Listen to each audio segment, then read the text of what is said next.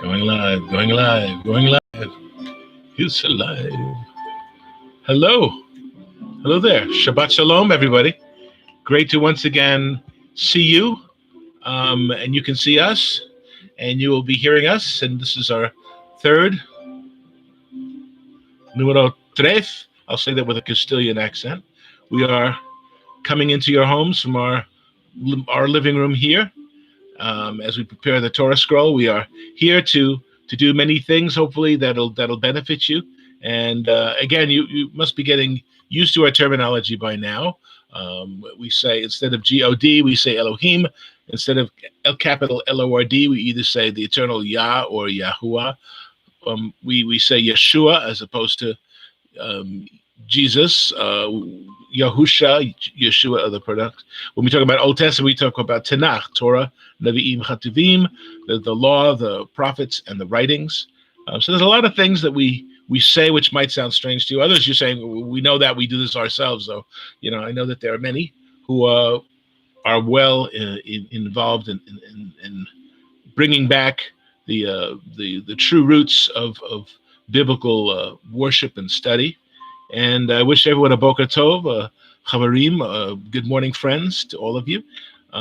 We also want to invite you and encourage you to please subscribe, and you'll get notices of whenever we go live. And if you make comments, be patient with us, because I'm still I look a little cavemanish, but kind of caveman technology. So it takes me a while to get back to you, and I'm working on that.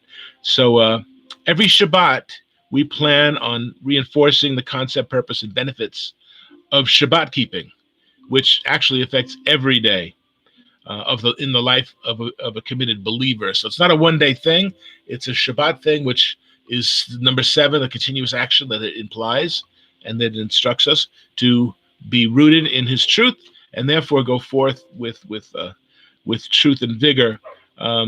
Above all, my Sabbath you shall keep, for it is a sign between me and you throughout your generations, that you may know that I am Yud-Heh-Vav-Heh, Yahuwah, who sanctifies you, from Exodus 31:13, and Exodus 20:11. He blessed the Shabbat day and hallowed it.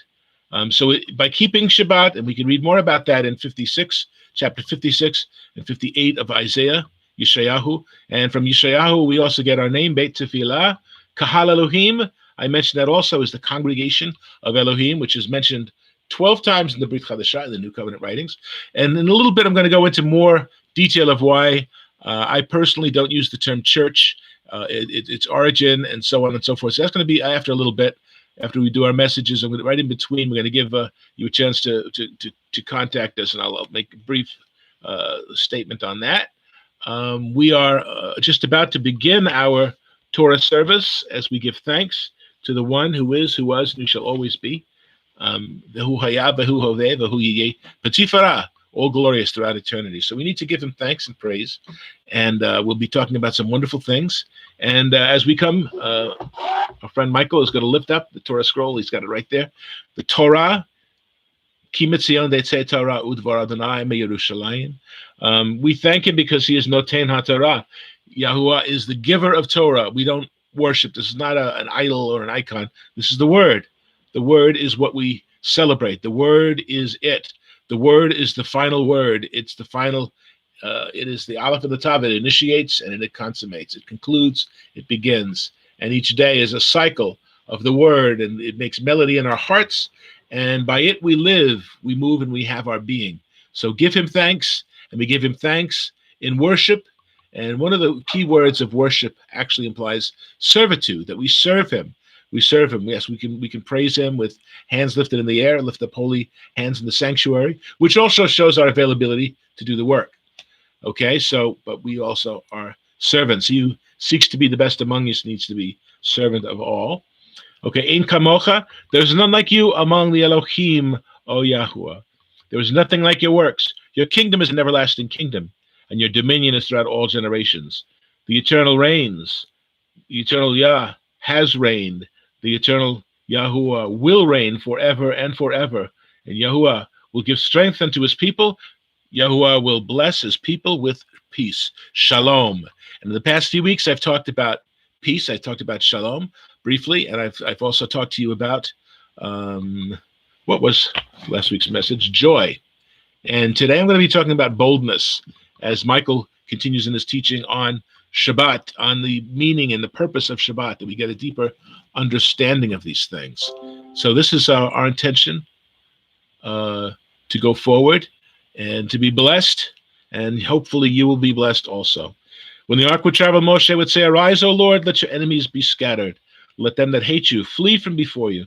For from Zion shall go forth Torah, and the word of the eternal Yahuwah from Jerusalem. And blessed be he who in his holiness gave Torah to his people Yisrael." Amen. Amen. Amen. Baruch et Adonai Yahuwah Ham ve'Yovara. So we bless the one who is to be blessed. Melech HaOlam, sovereign of infinity, of the universe, but it literally means of all that is, beyond the vanishing point. So we give him thanks. And blessed are you, blessed is he. So give as Michael holds the Torah, Ki mitzion detzeh Torah, udvar Adonai meYerushalayim. Ki mitzion detzeh Torah. For from Zion shall go forth the Torah, and the word of Yahuwah from Yerushalayim. Amen. Amen. Amen. Amen. So we're going to begin our Torah reading portions, our scripture readings. Thank you. Thanks for your patience with me. A little marble mouth. Our first reader today. We're going to put that down. Okay. We begin our scripture readings with our sister Pat Miller, and she will be our first Torah reading, scripture reading for the day. And what we do is we do a responsive reading, and we use a common Bible so that we all have the same version for these portions. And what would you be reading from today, Miss Patricia? Ooh.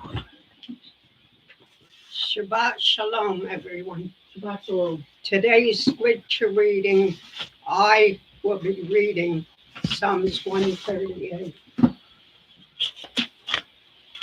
I will praise you with my whole heart. Before the gods, I will sing praises to you. I will worship toward your holy temple and praise your name for your loving kindness and your truth. I have magnified your word above all your name. In the day when I cried out, you answered me and made me bold with strength in my soul. All the kings of the earth shall praise you, O Eternal, when they hear the words of your mouth. Yes, they will sing of the ways of the Eternal, for great is the glory of the Eternal. Though the Eternal is on high, yet he regards the lowly, but the proud he knows from afar. Though I walk in the midst of trouble, you will revive me. You will stretch out your hand against the wrath of my enemies, and your right hand will save me. The Eternal will protect that which concerns me.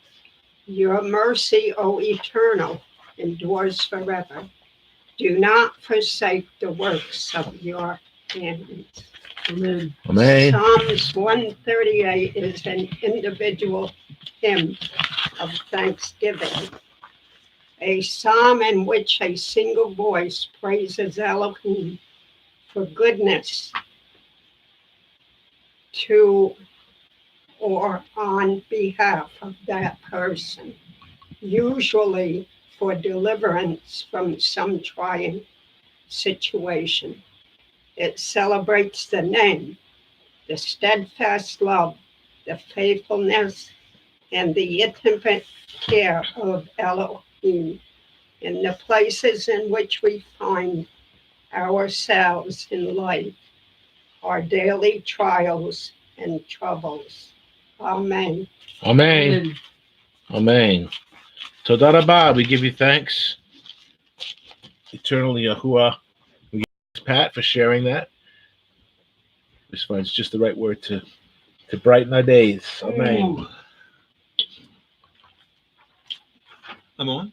You're on. Shabbat Shalom, everyone. This is Michael speaking. You know, of Corn on the Cob. Nice to meet you, Michael speaking. Corn on the Cob. Mr. Speaking. Right. We were thinking about another name, actually. We were thinking about, since, rather than corn on the cob, maybe I'm corn and then knee, Knee. Bob is corn and I'm knee. So that would be like corny, right? If you But have we to decided we decided to go with corn on the cob though. I don't know, we like corny, Yeah, today we're going to be toggling between two scriptures. I'll be doing the reading. Our first scripture will be in the book of Matthew, chapter 5, and I'll read verses 38 through 41. 38 through 41. And then I'll go over to Romans chapter 12, verses 17 through 21. But first, let's read Matthew chapter 5, okay, starting in verse 38. You have heard that it was said, an eye for an eye and a tooth for a tooth. But I tell you, resist not an evil person, but whoever slaps you on the right cheek, turn them the other also. And he gives an example of that. He doesn't mean literal slap, but he means, okay, he gives an example. Like, say, for example, if anyone wants to sue you, like there's a slap, and take away your tunic, let him have your cloak as well. If anyone compels you to go 1 mile, that's the slap. Okay, turn the other cheek, right, and go with that individual too. Now we go back to Romans chapter 12, verses 17 through 21. Repay no one evil for evil, have regard for good things in the sight of all people, and if possible, as much as depends on you, live peaceably with all people. Okay? Beloved, do not avenge yourself, but rather give place to wrath, for it's written, vengeance is mine, I will repay, says the Lord, the Eternal. Therefore, if your enemy is hungry, feed him, and if he thirsts, give him to drink, for in so doing you will reap coals of fire on that individual's head. Do not be overcome with evil, but overcome evil with good. Now, why would the Eternal tell us, let's go back to Matthew chapter 5, right, starting in verse 39. Do not resist an evil individual, right? Whoever slaps you on the right cheek, turn the other, right? Again, that's a figurative term he explains later here. Now, if you're being sued for your tunic, and let the individual have your cloak as well, right? Not only your outside garment, but the inside too. And if someone forces you to go 1 mile, go 2 miles. Now, why would the Eternal tell us to do that? Why would our Creator tell us to do that? It's a matter of psychology. Again, there's much psychology in the scriptures, and there's much in regards to when the Eternal gives us instructions to do something, it's for our psychological benefit. If someone takes away your cloak from you, your garment, or anything from you, right? You're angry. You are not pleased. Something was taken away from you forcibly. If you're forced to go 1 mile, you're angry. You're upset. You have things to do, whatever. You don't like being pushed around. You're angry. You're upset. You want vengeance. You want retaliation. So what does the Eternal tell us to do? He tells us to what? Since you're angry if somebody takes something from you, forces you to go against your will, you change it by, if you do something voluntarily, you've now quelled your anger. You've now ceased your anger. So then if someone now is taking something from me and I give that individual something in addition, what? I've now psychologically changed my anger regarding that individual. Someone forces me to do something, forces me to go 1 mile or forces me to do anything, right? That I don't want to do. I like being pushed around. You do twice that amount. You do in addition to that. Why? Because when you do something voluntarily, you're not angry, right? That's the psychology that we're given here in scripture. But you have to work the program. You must work the program. In accords, we go to Romans chapter 5. And we read back there again, repay no one evil for evil, right? The same concept we just read before in Matthew chapter 5. But if possibly depends on you, as much as it depends on you, live peaceably, okay? And again, do not avenge yourselves, right? Again, someone sued you wrongfully and forced you to do something you didn't want to do. But give place to vengeance. For he says, the Eternal says, I will repay, okay? Therefore, if your enemy is hungry, besides forcing you to go, 1 mile and suing you at the law, right? Okay, do the positive thing. Feed the individual. Thirsty, give them something to drink, right? Why? So in doing so, what? You will heap coals of fire on that individual's head, but you'll quell the anger. Why? Verse 21. Do not be overcome by the evil, but overcome the evil with good. The evil being overcome is that something was done negative to you, evil to you, and you're going to respond in a negative, appropriate way. The natural anger and getting vengeance and getting revenge, right? So you overcome the evil, your attitude, your position, right? Because you've been offended, right? And you do what? You do the positive thing. You give them additional to what you were sued for. You give them additional to what they required you up to going the mile, right? And if they're hungry, this is your enemy, right? And thirsting, you do the opposite. And you're doing something that's positive. You'll realize that actually, if you have an enemy and you're doing something positive, you actually psychologically change your own thinking. Okay. This is why our Creator has given these instructions for us to do, but you must follow the instructions, right? We must, if you have, like, say, self-control issues or anger issues, you need anger management. These are anger management scriptures. That's what they are, right? And we all have a button that can be pushed, and we're going to go off, okay? So we need to be renewed in the minds and use this spiritual psychiatry, actually, because it's medication when these things happen, right? In regards to spiritual psychology, in regards to how the mind works by the Creator himself, and that he gives us, of course, now the antidote to manage our anger, our feelings of vengeance. So, brethren, Matthew chapter 5, Romans chapter 12, right? They all deal with psychology in that regards there. Now, we'll discuss further later on in regards to more psychology. But that's how it works there. You're quelling your anger management, right? You have anger management scriptures there that help you to quell the anger by what? By doing the exact opposite, doing something voluntary. Because if you volunteer for something, you're not angry, right? So it quells the being forced against your will or taking something against your will in the past. So we'll speak more on these things in future programs. Thank you. Amen. Amen. So these are very challenging verses for us when we hear about, not taking vengeance, being calm over circumstances and various situations that we find ourselves in. And it should be natural for us to eventually behave as Messiah behaved and how he responded, how he reacted, because he is the example. He is the Alpha, the Omega, the beginning and the ending. He establishes and he sustains. So we must learn from him. We could learn from each other, but ultimately he is the prime example. Follow him, walk as he walked. So we must. So this will keep us and sustain us and give us encouragement. I see a lot of comments coming up. As I said, might be a little while before we can get back to you, because we got to do a couple more things with this side here. But we'll get on that. Okay. Oh, all right. So I wanted to speak to you today. As I said, we're talking about different subjects, and the subject I wanted to talk about is based on the Proverbs 28 verse 1, and this is something I had heard years ago. Somebody had shared this verse, and beyond what I had heard specifically, there's also my take on this as well. So you'll get a message here that is based on his truth, the truth of the eternal Yah. And we want to be bold. We don't want to be fearful. We don't want to dwell in a place where love is being choked off, because perfect love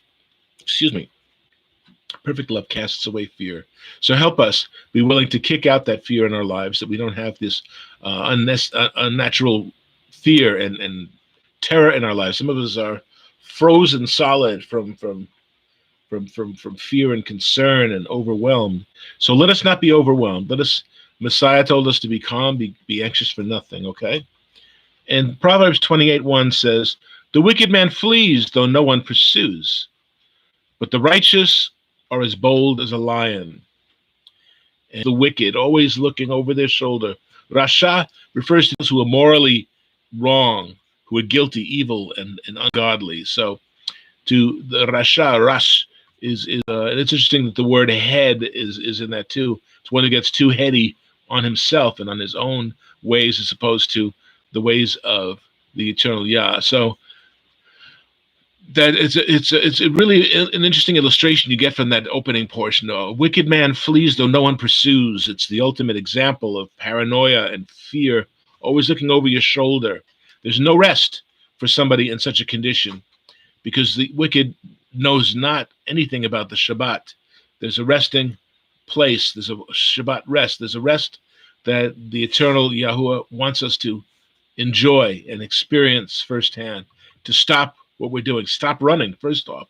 Stop running off. This is what Yonah, the reluctant prophet, did, right? He fled in the opposite direction of where Yahuwah wanted him to go.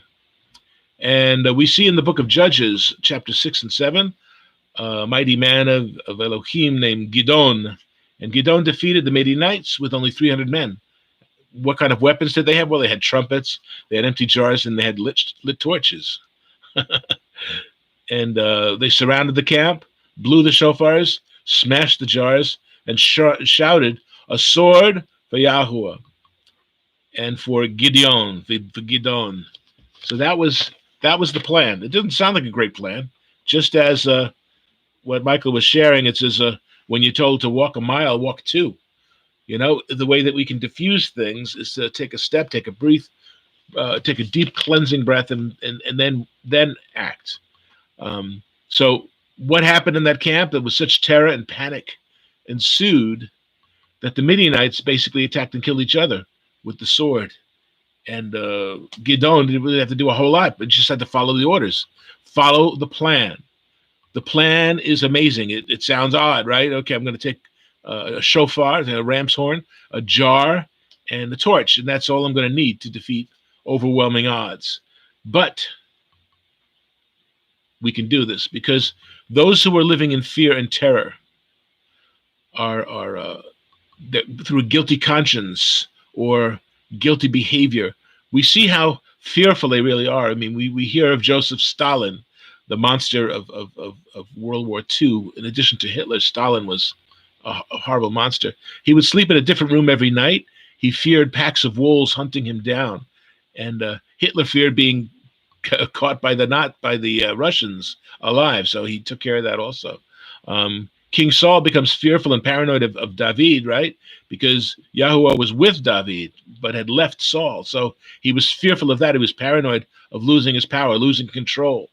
In Esther, Haman was fearful of exposure at the climax of the story. So the wicked, they hit a point of fear when it all catches up with them, when they realize that they can't run any further. They have to stop and face their fears or be destroyed.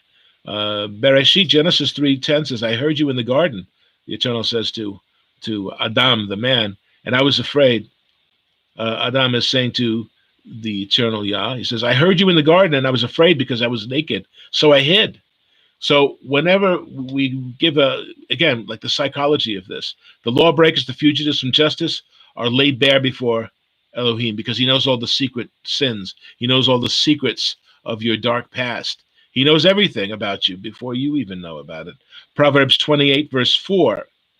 Proverbs 28 verse 4 says, "Those who forsake Torah praise the lawless," praise the wicked. And that's what the wicked are depicted in the scripture as being wicked. Wicked is equivalent to lawless because we reject the counsel of the Most High.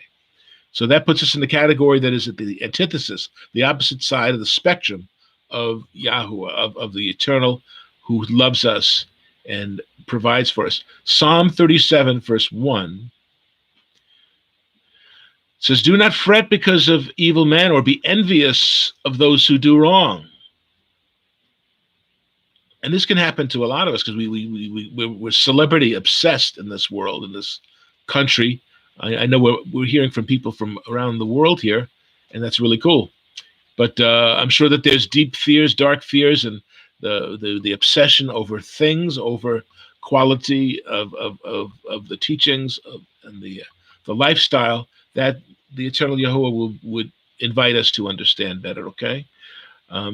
Fear and sin go together hand in hand, or hand in hoof, when you think of the adversary being Slewfoot, being the Baphomet, the partial goat. We think of fear and sin. We see Shimon Kifa, Simon Peter, was fear of rejection, causes him to separate himself from the Gentiles in Galatia. Fear of being alone leads us to get involved with the wrong crowds, even sometimes marrying the wrong person because we feel like the time is passing us by, so we got to jump at something, and it's all reaction to fear. We make a lot of mistakes because we have a fear of rejection. We join the crowd, we join relationships that are ultimately not good for us and not healthy for us. And ultimately, the fear of mankind and fear of your neighbor keeps us from sharing Habesarah, the gospel message, the truth of Elohim, the truth of Yahuwah. So we compromise and we allow evil to grow and spread because we fail to confront it. And anything that you fail to confront is not going anywhere. Not going anywhere. Even if you sweep it under the carpet, pretty soon you're going to have this huge lump under your carpet, right? So we have to confront these things. We can't avoid them. We can't run away from them, even though many try. Fear keeps you self-centered and not Elohim-centered. So fear keeps us wanting to save our skin because something is going to happen and we're fearful of it, and it keeps us far from faith. That's what fear does. Keeps us far from faith. We fear of the future. We fear of all these different things, our health, our finances. We fear discomfort. Faith opens the door that fear closes. So we need to be stronger. We need to create a stronger bond. And by having his words resonate in our lives, we have the advantage that the world doesn't have. We have a solution. We have a way. We have instruction. That's what Torah is. Torah is the instruction that we so desperately need. Otherwise, that door remains closed. Faith opens the door that fear closes. Fear closes and double bolts the door. Does not want us to question our position. We might have been a follower of Elohim for years. We may very well have been a professing quote unquote Christian for long decades, and so we feel like we've got all the answers, but that's not necessarily true. We get on the wrong path and we keep going in that direction for miles upon miles. Pretty soon we find ourselves in uncharted territory, leaning on a map that has failed us. So we need to see with new eyes and with eyes unclouded by darkness, shadow, and fear. Okay? There's no joy or love in fear. There's only that obsessive sense of self-preservation, of not dying. And that's not what life is. Life is not just a long series of not being caught and killed by someone or something.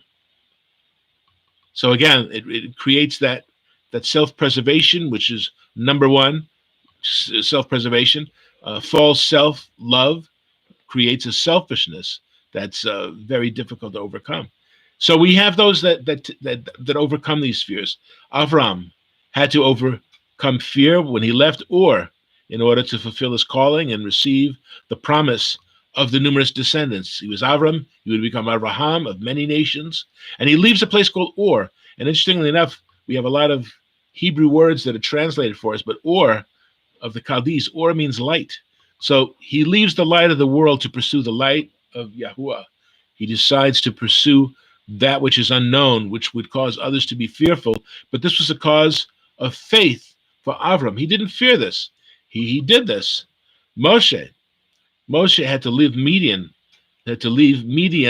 and return to Egypt to fulfill his calling and deliver his people. So he enters, almost literally, he enters the lion's den, the place of the people who were after him, pursuing him for murder. Esther becomes queen only to be threatened with destruction, to petition the king and save her people. So she had a choice of bad endings, and she chose to believe, to trust in the plan, in the faithfulness of the eternal Yah. All these examples of bravery not only benefit the individual, but they provide a method of salvation for many. So if we would consider that, if we would take a step in bravery, and what we do in that moment is we can eventually affect the lives of our family, of our loved ones, which are not always the same category, but they need to be, okay? So we need to make that stand. We need to make that obvious insistence that we behave a certain way, that we be brave for a day and overcome fear. Perfect love casts out the fear, and it's not just a slogan. It's not just a string of pericopes of verses that talk about things. This is reality. So we need to come to grips with the provision of the Most High, okay? Romans 13. Rulers hold no terror for those who do right, but for those who do wrong. If you do wrong, be afraid, for he does not bear the sword in vain. Criminals always live in fear. They know ultimately that the gig is up, right? They live in fear. There's no peace, there's no rest in their constant fleeing. They're living in fear. They're fugitives from justice against the law of Elohim, and they have reason to fear. And your heart continues to convict you. What are you afraid of? And there was once I read this article about that the term under the law, and it means various things to very people. But if you were to ask somebody, are you under the law? And what does it mean to be under the law? One of the meanings in the secular society is that you're fleeing from justice, that you're on the run. Because to be under the law means that you are in a position of being arrested, that you can be arrested if you are under the law. In other words, we're in a position where we can be either sued, we can be arrested, because we're under the law's requirement, and they are going to come down and they're going to catch you. 1 John chapter 4, verse 17. In this way, love is made complete among us, that we will have confidence in the day of judgment. And confidence is an important thing. It's an important part of bravery, having confidence, being strong, being self-assured. But in addition to being self-assured, we have to be that because the eternal Yah has made us malleable and capable of learning, and we can learn to have his courage, to be that lion that needs to be strong. But the wicked are going to continue to flee, though no one pursues them. Because in this world, we are like him. We need to be like him. Are we like him? There's no fear in love, but perfect love drives out fear, because fear has to do with judgment. The one who fears is not made perfect in love. So again, what Yochanan is saying here is pretty clear, that if we're living in fear, even after we have this initial contact with Elohim, it's because we're going to be punished. We're fearing punishment because we're not living up to the standard that he has established. So we're fearing judgment. You know, for those who faithfully obey the words and the life that Yahuwah demands and requires of us, judgment is a good thing. When you pass judgment, you are, well done, my faithful servant. That's judgment. Depart from me, I never knew you. I never knew you, workers of lawlessness. That's judgment too. But judgment can be positive, it can be negative. But if we're fearing judgment, it's because we haven't been made perfect. And that's one of the things that Yahuwah is doing in our lives. He's perfecting us. The one who fears is not made perfect in love. And we are to be made perfect in love. That's why he's saying that the antithesis is available. We can be made perfect in his love. So again, we have to come out with our hands up because we're running from the law. We're running from the presence of the Most High. And I can speak for myself. I was afraid of change. I've adapted over the years. I used to be fearful of different ways of approaching the scriptures. I was kind of living by the numbers, so to speak. And I tested. And the thing is that we need to prove all things. We don't move by what we hear. And the other thing that we're doing here today is all provable stuff. That's why we're giving you verses. And my goal when I make my presentation is that you have the format of a study that you can add to, change testimony portions, but there's no copyright on the word. So this is to encourage you. So as you review this and when you watch the shows, don't be overwhelmed because you see the times are generally roughly 2.5 hours, but they're broken up segments. There's the introduction, the scripture reading, there's my message, there's a short inter break time, and then there's a conclusion. So you can take it bit by bit. You don't have to do the whole 2.5, but if you can, if you're able to, go, please do. But don't be intimidated by time. Sometimes we look at something we want to take a look at on YouTube and we say, oh man, I can't sit around for 2 hours. You know, take it bit by bit. And I don't believe you'll be disappointed, but you will be challenged, as we all need to be. And so the thing is, being perfected in love. We can't be perfected in love if we still live in fear. If we still live in fear and doubt, and when with this type of fear, we really don't have a solid anchor to keep us um, rooted and where we can develop good roots. Okay. And the thing is, will we allow him to perfect us? See, this is a willingness. We have to move out of our comfort zone in order to experience this. We need to be perfect as our Heavenly Father is perfect. He is the standard. He is the establisher of all things. He sustains life, and he gives us the opportunity to join him in his life. Continuing in 1 John chapter 3, verse 21, if our hearts do not condemn us, we have confidence before Elohim and receive from him anything we ask. Why? Because we're nice people, we're good people? Well, regardless of that, it says, because we obey his commands and we do what pleases him. Are we afraid to ask? Have we been doing what pleases him? Has our behavior been kept under control, or is it kind of out of control? Are we doing too little or too much?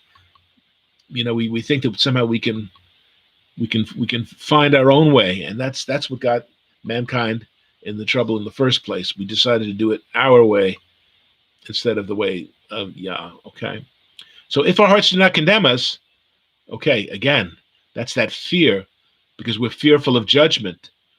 But if their hearts do not condemn us, we have confidence. So we either have fear of judgment or we have confidence. And we will receive from him anything we ask, because we know that if we walk in his words, we walk in his truth, we do what pleases him. This is how we love Elohim. This is how we love him, by keeping his commandments. His commandments are not a burden for us. It says that in chapter 5. So we need to understand that the word there is to guide us and guide the path, illuminate our path. So we need to do what pleases him. We're not doing stuff to make ourselves happy all the time. And when we make ourselves happy, that's why the word blessed is the same as to be made happy. Asher. It's to be happy, content, to be confident. Contentment has confidence to it. It's not it's not some vacant emotion. Can everyone hear me? Yeah. Okay. Can she hear me? Mm-hmm. I'm looking in the first epistle of Kepha, 1 Peter 5:7. It says, cast your anxiety upon him because he cares for you. So if we have these fears and these doubts, we have to confront them. Otherwise, they just keep piling up and piling on. And then we have real trouble, because they can overwhelm us then. And they can, very real. They can do that. Philippians 4, verse 6. Do not be anxious for anything, but in everything, by prayer and petition with thanksgiving, expressing our gratitude because we have audience with the great King. Present your requests to Elohim, and the peace of Elohim, the peace of Yahuwah, the great and mighty one, which transcends all understanding, will guard your hearts and your minds in Messiah Yeshua. So is there still anxiety, even hearing that? The follow-up question is there still something unsurrendered? Are we still clinging on to things? Are there still things that are unsurrendered and unresolved? And what symptoms are showing themselves in your life? You hear a drip, drip, drip. You go check the sink in the kitchen, right? You make sure that you're not, creating a flood. And also, if you're walking and you see puddles, you realize that something is causing those puddles to grow and to spread. So we have to look at the symptoms, and the symptoms should not overwhelm us. The symptoms should simply serve to awaken us to seek help, to get what we need for our day-to-day walk. And going back to Proverbs 28:1, the wicked or the lawless flee, though none pursue them. But v'tzadikim kich fir yiftach. But the righteous ones, as a lion is bold. He is bold. As a lion is bold. And we need to be bold as a lion. And a lion is pretty bold. And just the appearance of the lion is enough with that beautiful mane, and the Eurasian lions, which are pretty much extinct in that region of the world. I've read that where they were actually larger than the lions in Africa. So they were big, powerful creatures with this majestic mane, and not too many willing to take them on because they are powerful and they are the symbol of strength. As Yehuda, the tribe of Yehuda, is likened unto a lion, a lion of praise. I'm looking at the prophecy of Hosea 11:10. Hosea 11:10 says, "They will follow Yahuwah. They will follow the eternal Yah, and he will roar like a lion. When he roars, his children will come trembling from the west, and they're heading east towards Jerusalem. But they're coming from the west, from captivity, from shame, from fear. Okay, but they're trembling now at his word, trembling at his word. He is the lion, and we can live by the standards of a lion, and to be bold, and to acknowledge his supremacy. And if we're in his pride, then we're pretty well off. We just need to understand and acknowledge our shortcomings, overcome them, because these shortcomings will build up and they will overwhelm you. But we need to be strong like a lion, brave and bold like a lion, not arrogant and proud, even though those of the lion are in a pride. We're not proud in that sense. We have this magnificent leader, this amazing leader that's incomparable, and we have that confidence that we're in the right place. So we can either fight with the wind. We think of a ship sailing on the ocean with its sail. The sail is like the faith, which either grabs the wind or rejects the wind, depending on how you have it positioned. So we can either fight with the wind, fight with it,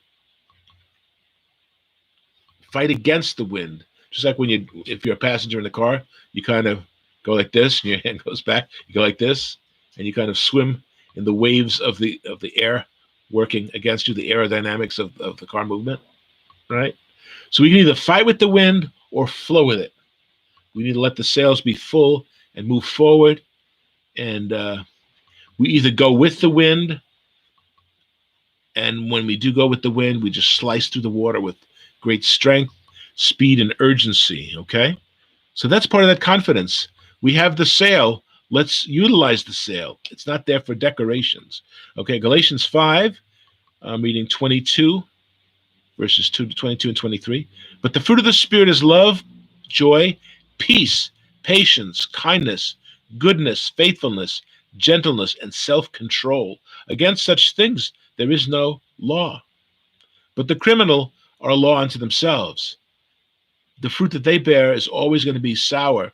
And we know that sin gives birth and bears the fruit of death, right? So against such things is no Torah. But those who are criminals, who are evil, who are fleeing from justice, they operate from a position contrary to Yahuwah Elohim. So what will happen to them is a fearful realization that mankind has hovering over its head. First Peter chapter 3, verse 14 and 15. Do not fear what they fear. We think of the world. We think of those who've rejected the standards of Elohim, and they have a certain set of fears, and we don't fear. We don't have the same thing in common. We're not compatible anymore. So we don't fear what they fear. Do not be frightened or troubled, but in your hearts, set apart the kadosh hearts, holy, set apart. In our hearts, set apart the eternal Elohim. Okay, declare that He is sovereign. We sanctify the name. We sanctify what His name represents, what His offer represents. That we need to accept His offer to receive the ways of life, the very words of life, the very breath, the ruach of the Most High. Romans 8:15. For you did not receive a spirit that makes you a slave again to fear. It acknowledges that we were once all slaves to fear, but you did not receive a ruach that makes you a slave again to fear. But you received the ruach of sonship, and by him we cry, Abba, Father. Now the word for sonship is deeper than just adoption. When we translate that adoption, adoption is a wonderful thing, and it's wonderful when you see. I saw this thing on the news yesterday about this little boy who was adopted by a family, and it was wonderful that a family can be created voluntarily. We can actually go and choose a child, but that's wonderful. That's by choice you create a family. But the idea is the DNA is not the same, regardless of adopting a child and loving it and giving your life for that child, what have you. But the spirit of sonship is that we have that divine reality flowing through coursing through our veins. Our destiny is to be like him, because we will see him as he is. We will be like him. We will be of him. 2 Timothy 1:7. For Elohim did not give us a spirit of timidity, which is a lack of confidence and the fear of failure. We're kind of hedging our bets. That's not of Elohim. Did not give us the spirit of timidity, nor when we read the book of Yaakov, the book of James, when he talks about praying for wisdom, praying for understanding, praying for anything. If we're doubtful, then we're wasting everyone's time. So we need to not have that lack of confidence.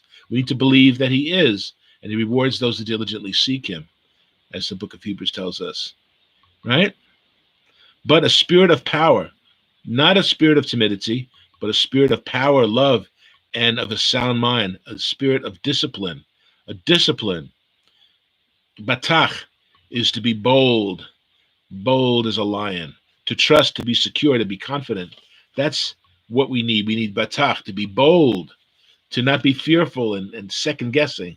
And we have the people who struggle with the level of confidence. They're constantly rechecking, making sure that the stove is off, constantly rechecking and making sure that their hands, constantly.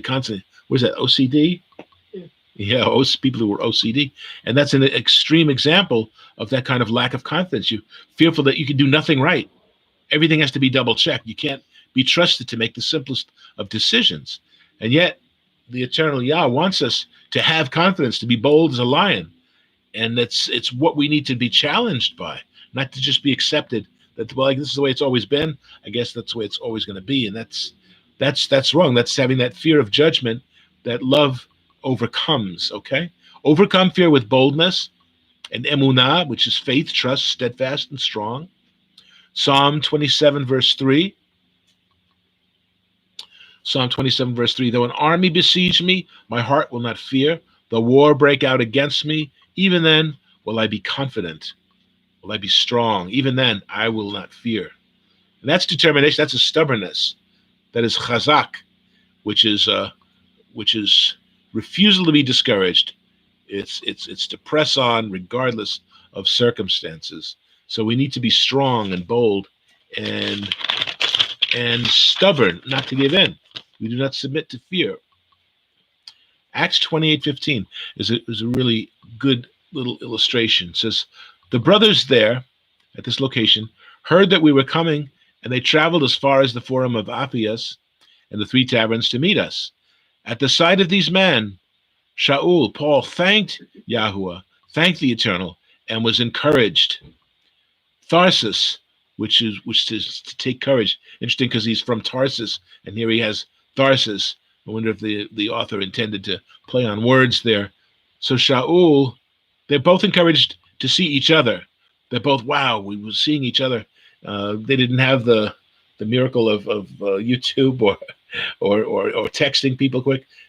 When they went to see each other from far places and all the dangers that travel implies, when they finally get to meet each other, it's a merry reunion. It's very, very happy, very good, very bold. Thareo is to exercise courage and to be bold. 2 Corinthians 5:6. Therefore, be always of good courage. Tharunti is confidence, not arrogance, but confidence. Hebrews 4:16. Approach the throne of grace with confidence. Ephesians 3:12, we may approach Elohim with freedom and confidence. So if you're fearful, you think of the Wizard of Oz, you think of the cowardly lion, afraid to see the great and powerful Oz. If that's you, you need to, you need to give that a reconsideration and get yourself right and get yourself prepared for the encounter and be willing to be evaluated, because he tests us, and the Eternal wants us to be confident in him, not fearful of him. The fear of the Eternal is a deep reverence, and unless we're in a position of judgment, we should not be terrified of him. We should be loving of him, knowing that he desires to give us shalom. He desires to give us joy, simcha, and he joys us, and he desires us to be bold as a lion, to move forward with chazak, with confidence and boldness. Acts 4:13, they saw the courage of Kepha speaking boldly, and they were encouraged. Encourage is contagious. It builds. We can build upon courage as we speak up. 1 John 4:17 says, love is made complete or perfected among us so that we will have confidence. So we see this a continual theme of having confidence, to be made perfect in love, to be completed, lacking no good thing. So we have, the word is our comfort. The word is our director. Hebrews 3:6, we are of his house if we hold on to courage and the hope, and hold on to the hope. Acts 9:31, the kahal, the congregation, the community throughout Judea, Galilee, and Samaria enjoyed a time of peace and of shalom. It was strengthened and encouraged by the Ruach HaKodesh of the Holy Spirit. It grew in numbers, living in the reverence of Yahuwah, in the fear of the Eternal. Stop fearing, live in assurance. This is what they had to learn. Everyday practice. They had to learn. And we think that we have it tough in this day that we're living in now, but you have an idea what kind of hard work and just sustaining your life and your living. Stop fearing, live in assurance. We need not fear of missing the mark if we're focusing and using the scope, because remember, the scope directs us to the target, and the target is Messiah, as it says in Romans 10:4. He is the goal at which the Torah aims. So be sure that his love, which is the symbol of the Lion of the tribe of Judah, we need to be bold as he is bold. That's the offer that he gives us. Love is like a lion is strong. Love is like a lion is strong. Don't miss the opportunities. Don't fear change. The story of the 12 spies. 2 came back saying, let's go in, boys. Let's do this. Let's go. The 10, not so much. They focused on circumstances, giants in the land, instead of Elohim. They missed their chance to enter the land. And they were fearful of giants, but who is Yahuwah? He's the one who is so great and so magnificent, Gadol. He's the heavens cannot contain him. So what do we have? What business do we have in fearing anything in the circumstances that we find ourselves in? So we see David overcomes the giant, and he snarls like a lion, in the name of Yahuwah you will die. So that's the type of confidence that the word and the relationship with the eternal Yah will give us. It will help and build us up, help us to be the people that we were destined to be, because he wants us to be bold as a lion, not fleeing, though nobody fears us, in paranoia. We shouldn't be fearful in this world. We should allow this perfect love to cast out the fear. So I'm just going to do a little editing here. Boldness builds upon a surrender to the eternal, just as Yehoshua, when he was encountered by a man with a drawn sword, and he has the chutzpah to ask him, "Are you for us or against us?" And the man says, "Neither, but as commander of the army of Yahuwah, I have now come." So he was not interested in petty anything that would diminish the integrity of his calling. And so when you see and Yehoshua, his response was not an articulate one. It was simply he falls face downward to the ground in reverence. and asked, "What message does my Lord have for his servants?" And the response was, "Take off your sandals, for the place where you stand is holy." And Yehoshua does so. So again, the boldness is built upon surrender. We surrender to Yahuwah. We do not fight with him or his word or his ways. We need to stand tall and strong with him, not against him or any neutral party, because there is no neutral party. It's all about being on the winning team. So he will build us up. When we surrender to him, he will build us up. And Yehoshua, the great mighty warrior, achieves great success. So we need to say what we mean. We need to mean what we say, and be bold. We need to be bold. Um,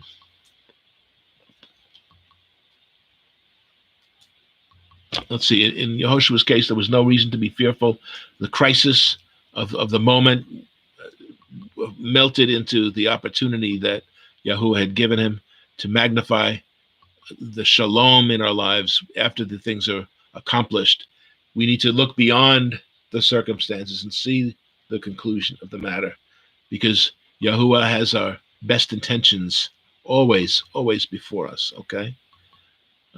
Deuteronomy 20 first 4 verses there says, "When you go to war against your enemies and see horses and chariots and an army greater than yours, do not be afraid of them, because Yahuwah your Elohim, who brought you up out of Egypt, will be with you." So when we see, let me continue the verse that says, "When you are about to go into battle, the priest, the Kohen, shall come forward and address the army. He shall say, 'Shema Yisrael, hear, O Israel. Comprehend. Today you are going to battle against your enemies. Do not be faint-hearted or afraid. Do not be terrified or give way to panic before them.'"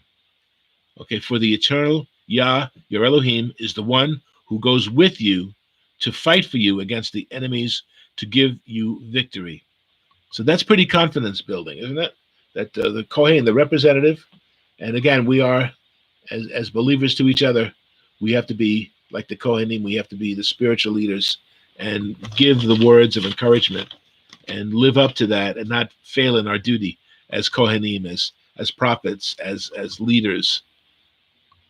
Psalm 27:1.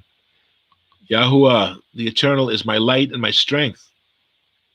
Yeshuati. Whom shall I fear? Whom shall I fear?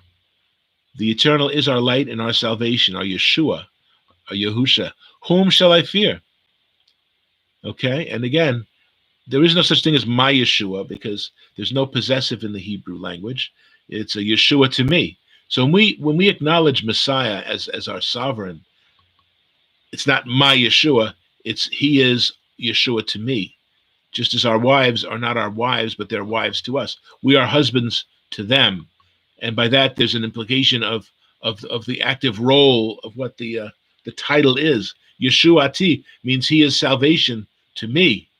And that's a personal thing. It's an accurate description of the relationship. So it's not mine. It's not mine to give or to take.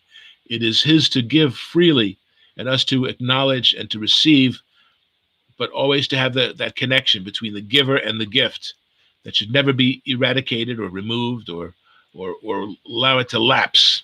So if he is for us, who can be against us? Again, we hear a lot of these words which are preserved for us because he wants us to overcome. He's actually rooting for us. He wants us to be successful. He wants us to be mini versions of himself on this world. He wants us to be like him. He wants us now to walk and to fill in those footsteps, those footfalls of Messiah. Okay? So that's a good standard of boldness, to stand for Elohim. You know, the Psalms say, "I shall not be moved." What is he talking about? He's talking about, I'm confident, I'm not budging. You can't intimidate me. I shall not be moved.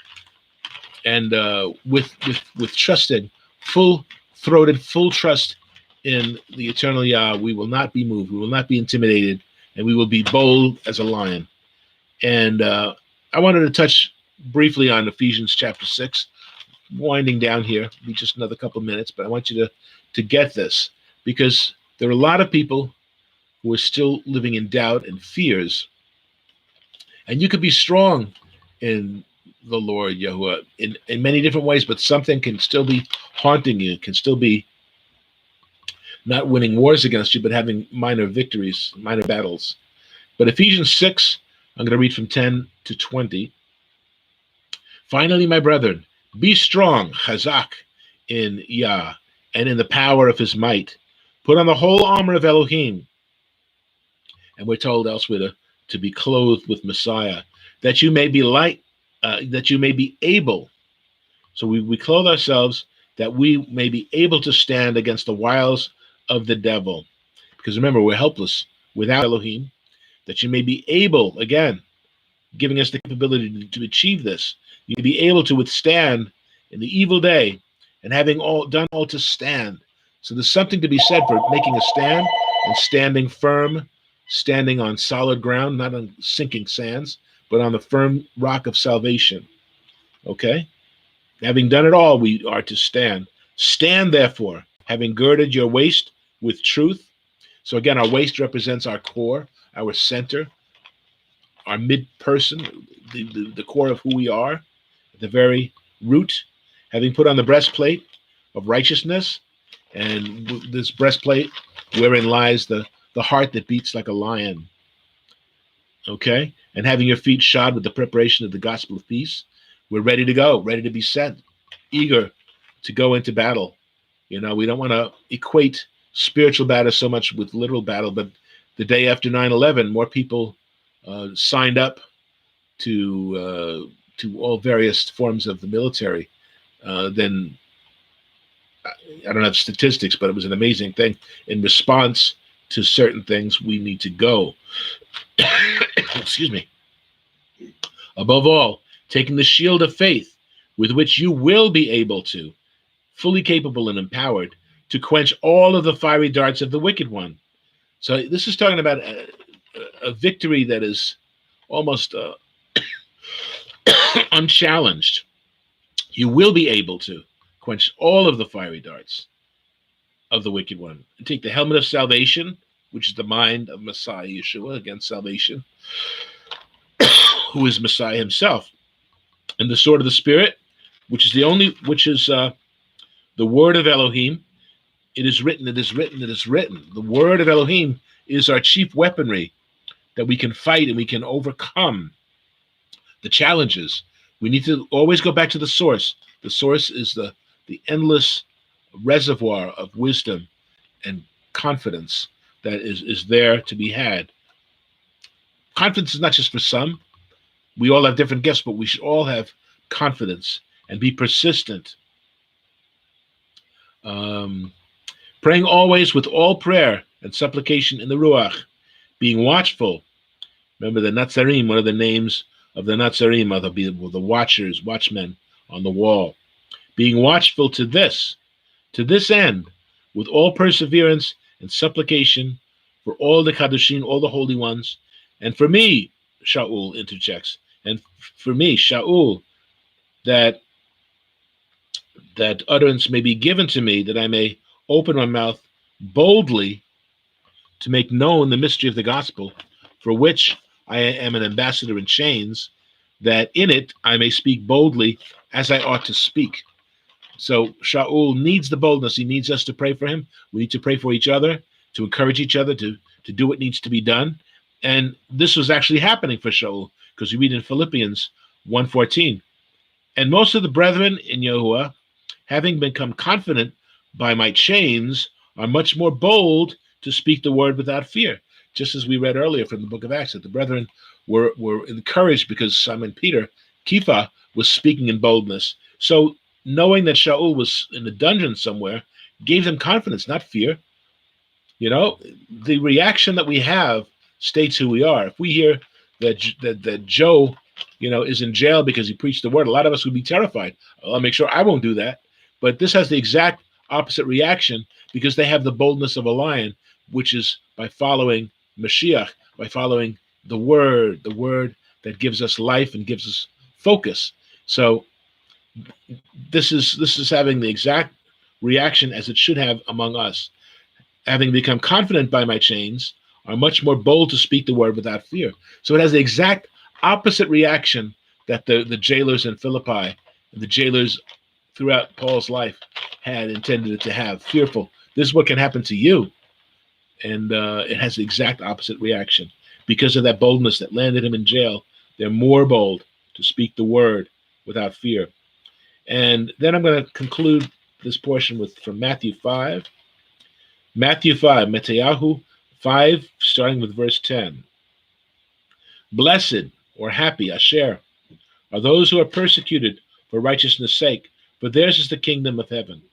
Blessed are you when they revile and persecute you and say all kinds of evil against you, falsely for my sake. Rejoice and be exceedingly glad, for great is your reward in heaven. For so they persecuted the prophets who were before you. You are the salt of the earth, but if the salt loses its flavor, how shall it be seasoned? You know, salt is useless if it loses its flavor, right? It is then good for nothing but to be thrown out and trampled underfoot by men. So we can't afford to lose our flavor, lose that intensity, lose that boldness. We need to be encouraging each other, building each other up in Yahuwah, esteeming each other higher than ourselves, building up an army to be successful in transmitting the words of Yahuwah, getting the perspective of Hashemayim, of the heavens on our lives. You are the light of the world, Mashiach says to all those who would hear on this Sermon on the Mount, as it's called by many. A city that is set on a hill cannot be hidden, nor do they light a lamp and put it under a basket, but on a lampstand, and it gives light to all who are in the house. Let your light so shine before men, that they may see your good works and glorify your Father in heaven. So by this action, by doing what we're required to do, we create this environment of praise to the Father, and we get acknowledgement for doing what we're supposed to be doing. So again, the full armor of Elohim does not have any defensive mechanisms in the back, right? It's all set on attacking, tearing down strongholds, the gates of Sheol not prevailing against us. Okay? So we're called to take possession of the land and be strong and be of good courage, to be bold and to be bold as a lion. That's what he would have us know. And not to be fearful, because fear will cripple you. Fear will cause you to freeze up, and you will be in a really bad circumstances if we freeze. We need to be read up. We need to be able to know the word. The word needs to be in a position of helping us and giving us the strength that we need. So again, it is written. Let us avail ourselves to the words of eternity to prevail against the fear and the concerns of the world. We're living in a very dark time where our opinions can wind us up in jail because we believe certain things. Like, well, I won't even go into that, but you know what I'm talking about. There's a lot of things, a lot of bills being passed about craziness is going on. But don't be fearful. Be strong and be confident, and encourage each other, and hear the word and preach the word, and share the word, and build upon this. Build upon a life of success in Mashiach, that we come to know his ways. We come to know and have shalom in our lives.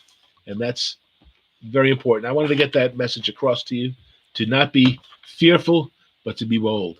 And if only one of you responds to this and acknowledges, yeah, I'm going to make it an effort, because the true biblical faith is not passive. We need to be able to build upon it. We need to be able to acknowledge it and to live at its core in our kishkas, in our belly. Amen. So I wanted to make mention, a little break before we go into the next message here. If you want to contact us by the traditional snail mail, you can write to us at Beth Tefilah. You have it written behind me right there. Beth Tefilah, Messianic Congregation, P.O. Box 170384.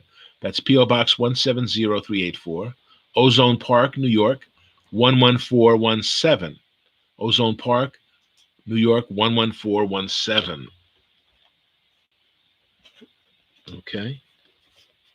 And I just wanted to share something really briefly. with regards to as we take a little break between the things. This will be like 5 minutes tops here. There was a gentleman who inspired a lot of people who are searchers of the mysteries in this world, David Flynn, and he in this book that he has called The Temple at the Center of Time, he deciphers a lot of interesting mysteries. But one of the things that he addresses is something that I've always been fascinated by, and that is why I don't use the terminology of the church, the churche, or the whatever pronunciation it has, because churche is the name of the daughter of Helios, is the all-powerful sun god. And just let me just read a couple of things here. It says, they called her Circe, and she came down, unfastened the door, and bade them to enter. They, thinking no evil, followed her, all except Eurylochus, who suspected mischief and stayed outside. When she had got them into the house, she set them upon benches and seats, and mixed them a mess with cheese, honey, meal, and Pramnean wine. But she drugged it with a poison, wicked poisons, to make them forget their homes. And when they had drunk, she turned them into pigs by the stroke of a wand, and shut them up in pigsties. They were like pigs, head, tail, and all, and they grunted just like pigs do, but their senses were the same as before, and they remembered everything. So here is this woman who invites them into her home, and all those who are attending this group, she turns them into her slaves. Okay, this myth gives insight to the gospel account of the Gerasene demoniac. When Yeshua exorcised the man of the legion of demons, they fled into a herd of pigs and drowned themselves in the Sea of Galilee, or literally the Sea of the Circle. It serves as a statement against the pagan origin of the Church of Rome that has corrupted the tenets. Bear with me. Of Christianity. It is known that William Tyndale translated the Greek word ecclesia as congregation in his English Bible of 1526, and only uses the word church for the heathen temples in Acts 19:37. When King James authorized the English Bible, English version of the Bible in 1611, he establishes 15 rules that bound the translators. Article 3 stated the old ecclesiastical words are to be kept, vis-a-vis the word church, not to be translated congregation, etc. The Bible scholar Andrew Edgar, in his book The Bibles of England, explained the king's reason for superimposing the word church over ecclesia. James believed in the divine right of kings and held that this right was hereditary, and that the king was responsible to God alone and not to his subjects.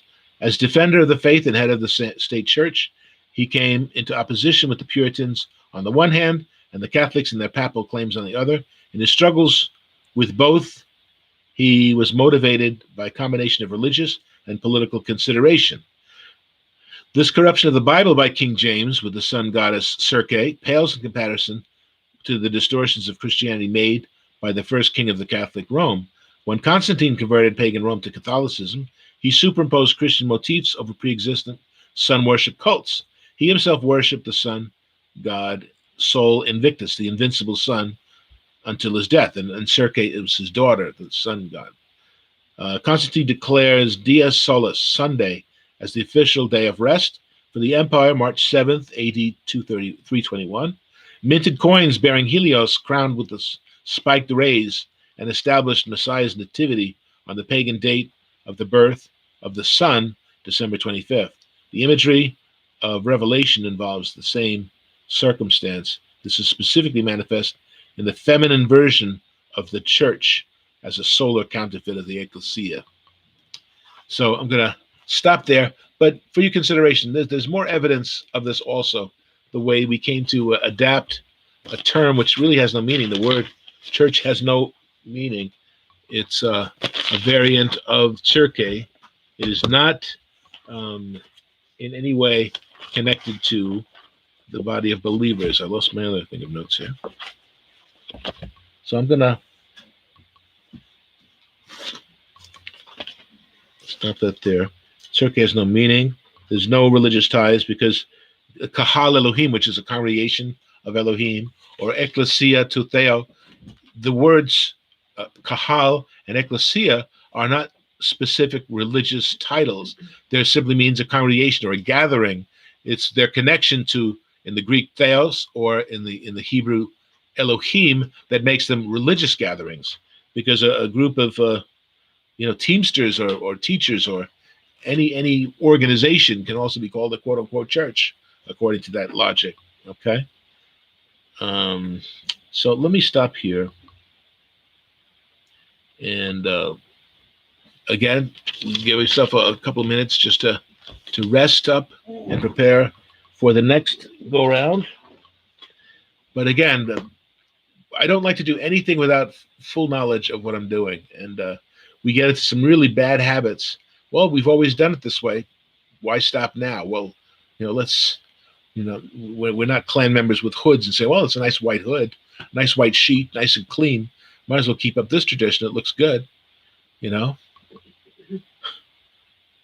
It's we got to be aware of the origins of things, and especially within the Hebraic understanding, we get ourselves too steeped into rabbinic tradition. We find ourselves in a whole lot of trouble. Also, we find ourselves steeped into Gentile Christianity too steeply.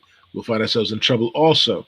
So we need to approach the Word and in a humble way and be taught by it as it was intended to teach us. So again, as a warning, as you might not agree with some of the things that you hear, but be challenged. Be challenged by these things. Let's not just accept things. And that's why part of our purpose in this program is to prove all things, to test all things. Hold on to that which is good, okay, but reject that which is bad, because a little leaven leavens the whole batch. It doesn't take long for the little spark to consume a whole forest. And so we need to be wise. We need to be wise. We need to be wise. And remember, it is written. It is written. It is written. We need to know the Word. We need to know it better. And we need to live by it and not be daunted, not to be cowardly, not to be fearful. Let's be perfected by the love of Elohim and to walk in His truth and to be bold as a lion. Okay? Amen. So we're going to go now to our brother Michael as he continues.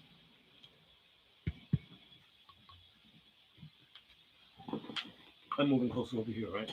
Wherever you want to be, brother. Hermanito.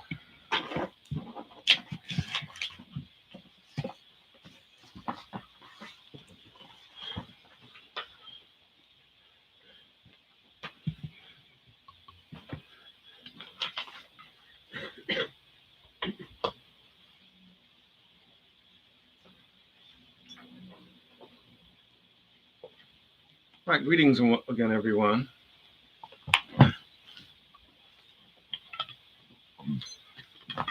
We're going to continue this week in our study of Shabbat.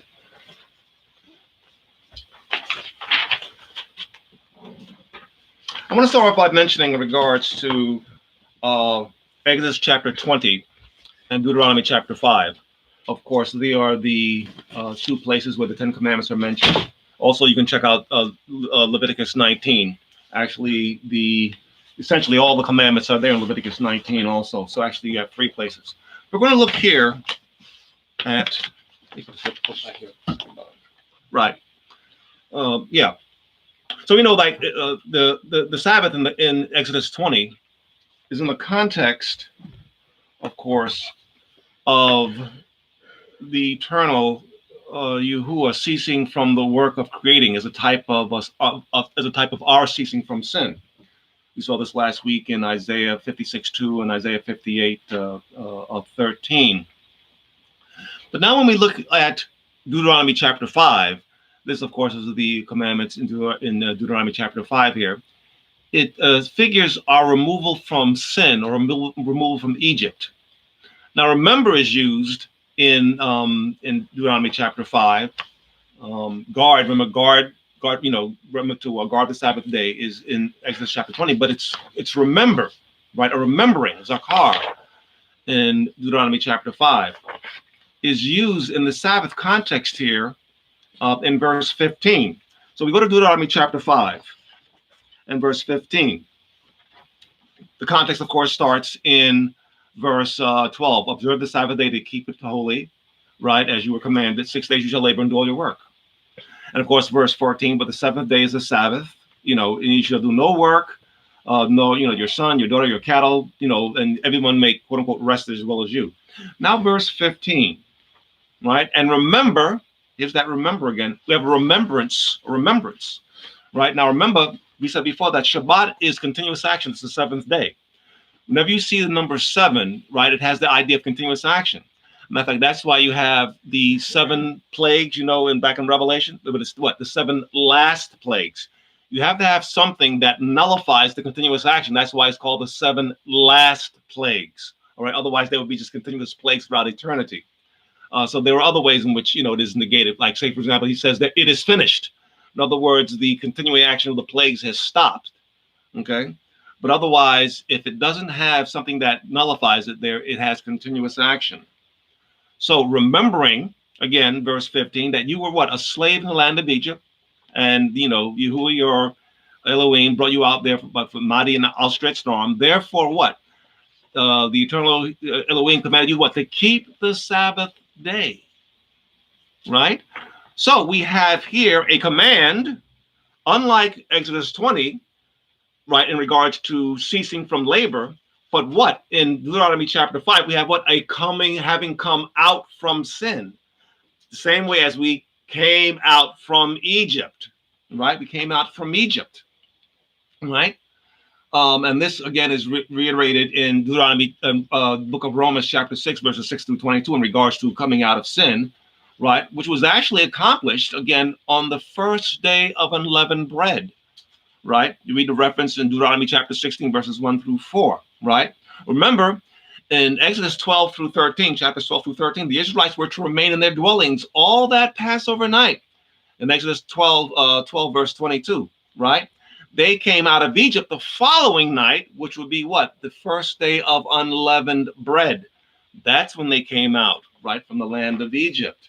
Okay? So we have, what do we have?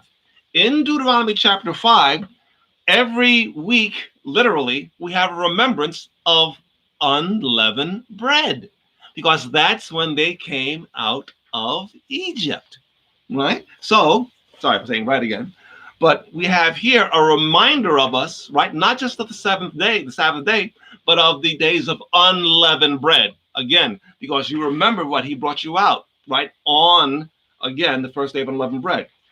Now, if you take a look at the preamble to the first commandment, the first commandment in Deuteronomy 5 and Exodus 20 is what?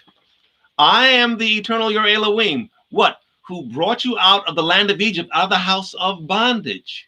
You shall have no other, what? Elohim besides me. It's not before me. Of course, the concept, the preposition is wrongly translated, not before him, but that implies you're going to have other Elohim after him, or at the sides of, behind him, in front of him, or behind him, just as long as you don't have them beside him. Of course, right? The preposition is wrongly translated. It should be no other what? Elohim, what? Other than me, or but me, right? Or except me. But besides implies Robert is sitting beside me, right? So don't have anyone sitting beside you to the left or right, but I could have someone sitting to me in front of me or in back of me, right? Again, implying what? Polytheism.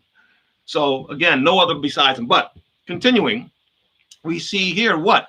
The first commandment, right? The preamble of it, what? Is in regards to what? The first day of unleavened bread. I am the eternal, your Elohim, who brought you out of the land of Egypt, out of the house of bondage. That was the first day of unleavened bread. Okay? So within Deuteronomy chapter 5, we have 2 commandments that have 2 direct references to the first day of unleavened bread. That's why unleavened bread is 7 days continuous action, what? Of having kept out malice and wickedness. And what? Taking in what? Sincerity and truth. Those are everyday, actually 24/7 aspects that we are to have. And they're in the context not only of the 4th commandment in Deuteronomy chapter 5, but also of the 1st commandment, right? And the preamble, of course, governs all of the commandments. The preamble governs them all. Now, this concept of the remembering, right, is also in regards, again, used regarding the Exodus. We see that in Deuteronomy chapter 16, verse 3. Go to Deuteronomy chapter 16, verse 3. Deuteronomy 16, 3. And we see here, what does he say here? He says, Deuteronomy 16, verse 3, right? You shall have eat no unleavened bread with it. 7 days you shall eat unleavened bread with it. That is the bread of affliction. For you came out of the land of Egypt in haste, that you may what? Remember the day in which you came out of the land of Egypt, all the days of your life. Again, having come out. And again, the meaning here is that having come out of sin, not dwelling in sin. Remember, see, the Passover is not a a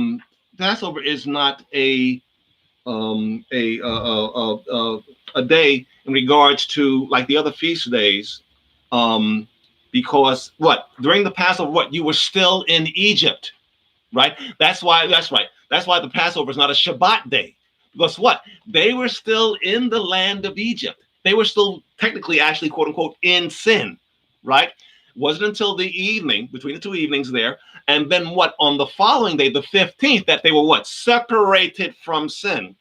So therefore, that's why the first day and the seventh day are Shabbats, regards to unleavened bread. But the Passover is not a Shabbat, because in the old in the old covenant concept, right? They were still in sin, although separate from the Egyptians, but they were still within that venue of being within sin. So they had to what? Be brought out of sin and come out of sin to enter into the promised land. The concept you have also in Exodus 13. Exodus 13:3. Go to Exodus 13:3. Again, the same concept in regards to remember. 13:3. And Moses said to the people, remember this day in which you were brought out from Egypt, out of the house of bondage. Remember, they were in bondage. Bondage is a type of sin. We saw that later, you see in Romans chapter 6. Bondage is a type of sin, right? Well, they were Passover, what? They were still in bondage, right? By the Egyptians. They had to be what? Come out from the Egyptians, come out from sin, right? And of course, no leaven shall be eaten. Now, what's interesting, just a little more focus on the unleavened bread, is that, it's not called the feast of putting leavened bread out or putting leavened products out. It's actually called what? Because you see, if you were caught eating leaven during that 7-day period, you were cut off from the land of Israel. Okay? You were not putting out leaven during the 7 days of unleavened bread. It was what? Already supposed to have been put out, right? Not being put out during the 7 days. Okay, matter of fact, again, if you were caught eating leaven, you were cut off from the land of Israel. So therefore, it's not called the feast of putting leavened bread out. It's called the feast of unleavened bread. What does the unleavened bread picture? If we go to the book again, Exodus chapter 13, and we read verse 9. Matter of fact, we start here in the context of verse 8. And you shall tell your son in that day, again, the aspect in regards to training our young ones, training our children, right? This is done because of what the Eternal did for me when I came out from the land of Egypt, right? It shall be a sign to you on your hand, external behavior, and a memorial between your eyes, the mind, the thinking. So here we have two emblems of the hand, external behavior, and a memorial between your eyes, right? Meaning that's where your brain lies, say, for example. So we have external behavior and the way that you think internally. What? We're continuing. What? That Yahuwah, the Lord's law, may be in your mouth. For with a strong hand, the Eternal brought you out from the land of Egypt. So therefore, the unleavened bread that you're eating those 7 days pictures what? The Eternal's law, his Torah, being within you. Yes, the death angel passed, and the firstborn were destroyed, weakening that first strength, of sin. So that bondage of sin is weakened, and therefore what? The children are allowed to come out, but only by what? Remember, they had to have the unleavened bread in them, the strength of the Eternal's law, and again, to bring them out. So it was the Eternal's part and our part. And it's that part today in regards to sin. This is a psychological text in regards to how sin envelops, how it And you know, it's as a taskmaster. We're brought in bondage, and the Eternal has to weaken that hold that it has on us, make it weak. That's why the first one is the strength of the first one. You read that in Deuteronomy chapter 21, right? The first one is the strength. So he has to weaken sin's hold on you, right? And that's done, of course, the you know, the firstborn death of sin, right? The first, that hold that we strengthen we have there, and that the law, his law being in our mouth, in our very being there, and therefore then we have what? With strength of hand we were brought out, right? That's the strength that we have from, of course, his law being within us.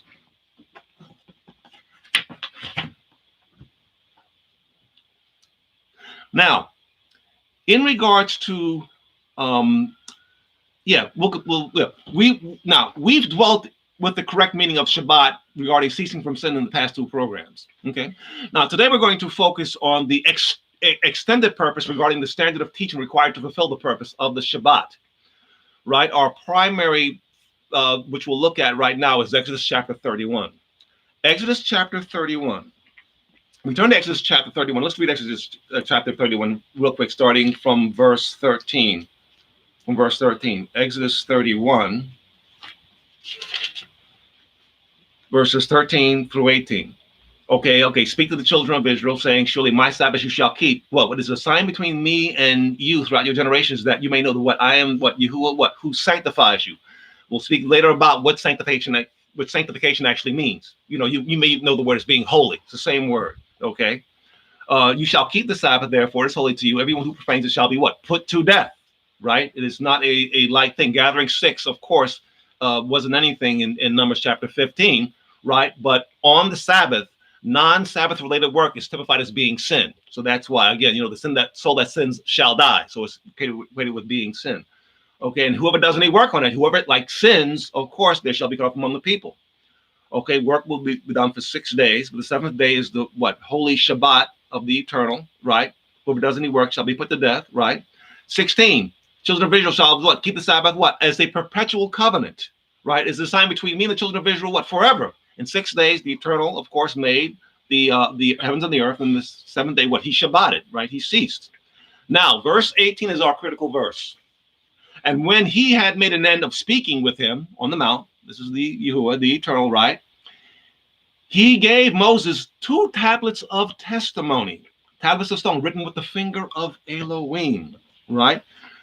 We're going to be focusing on why does it say specifically? He could have just like, and he gave him what? The tables of the covenant, so this whole, but he says 2 tables, right? He gave him what? The 2 tablets. Why the emphasis on the 2 tablets, right? We're going to focus on that. First, a little background here. Now we know that Exodus chapter 31, verses 13 through 18, closes the section from chapters 25 to 31. 25 to 31 are the instructions that the Eternal gave Moses in regards to the construction of the tabernacle and the temple furniture and the tabernacle furniture, right?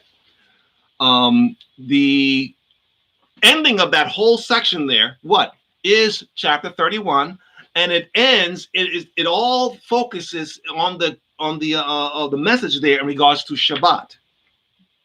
Now, chapters 32 through 34 of Exodus are intermediary section of the filling of chapters of 25 through 31, which are chapters 35 through 40, right?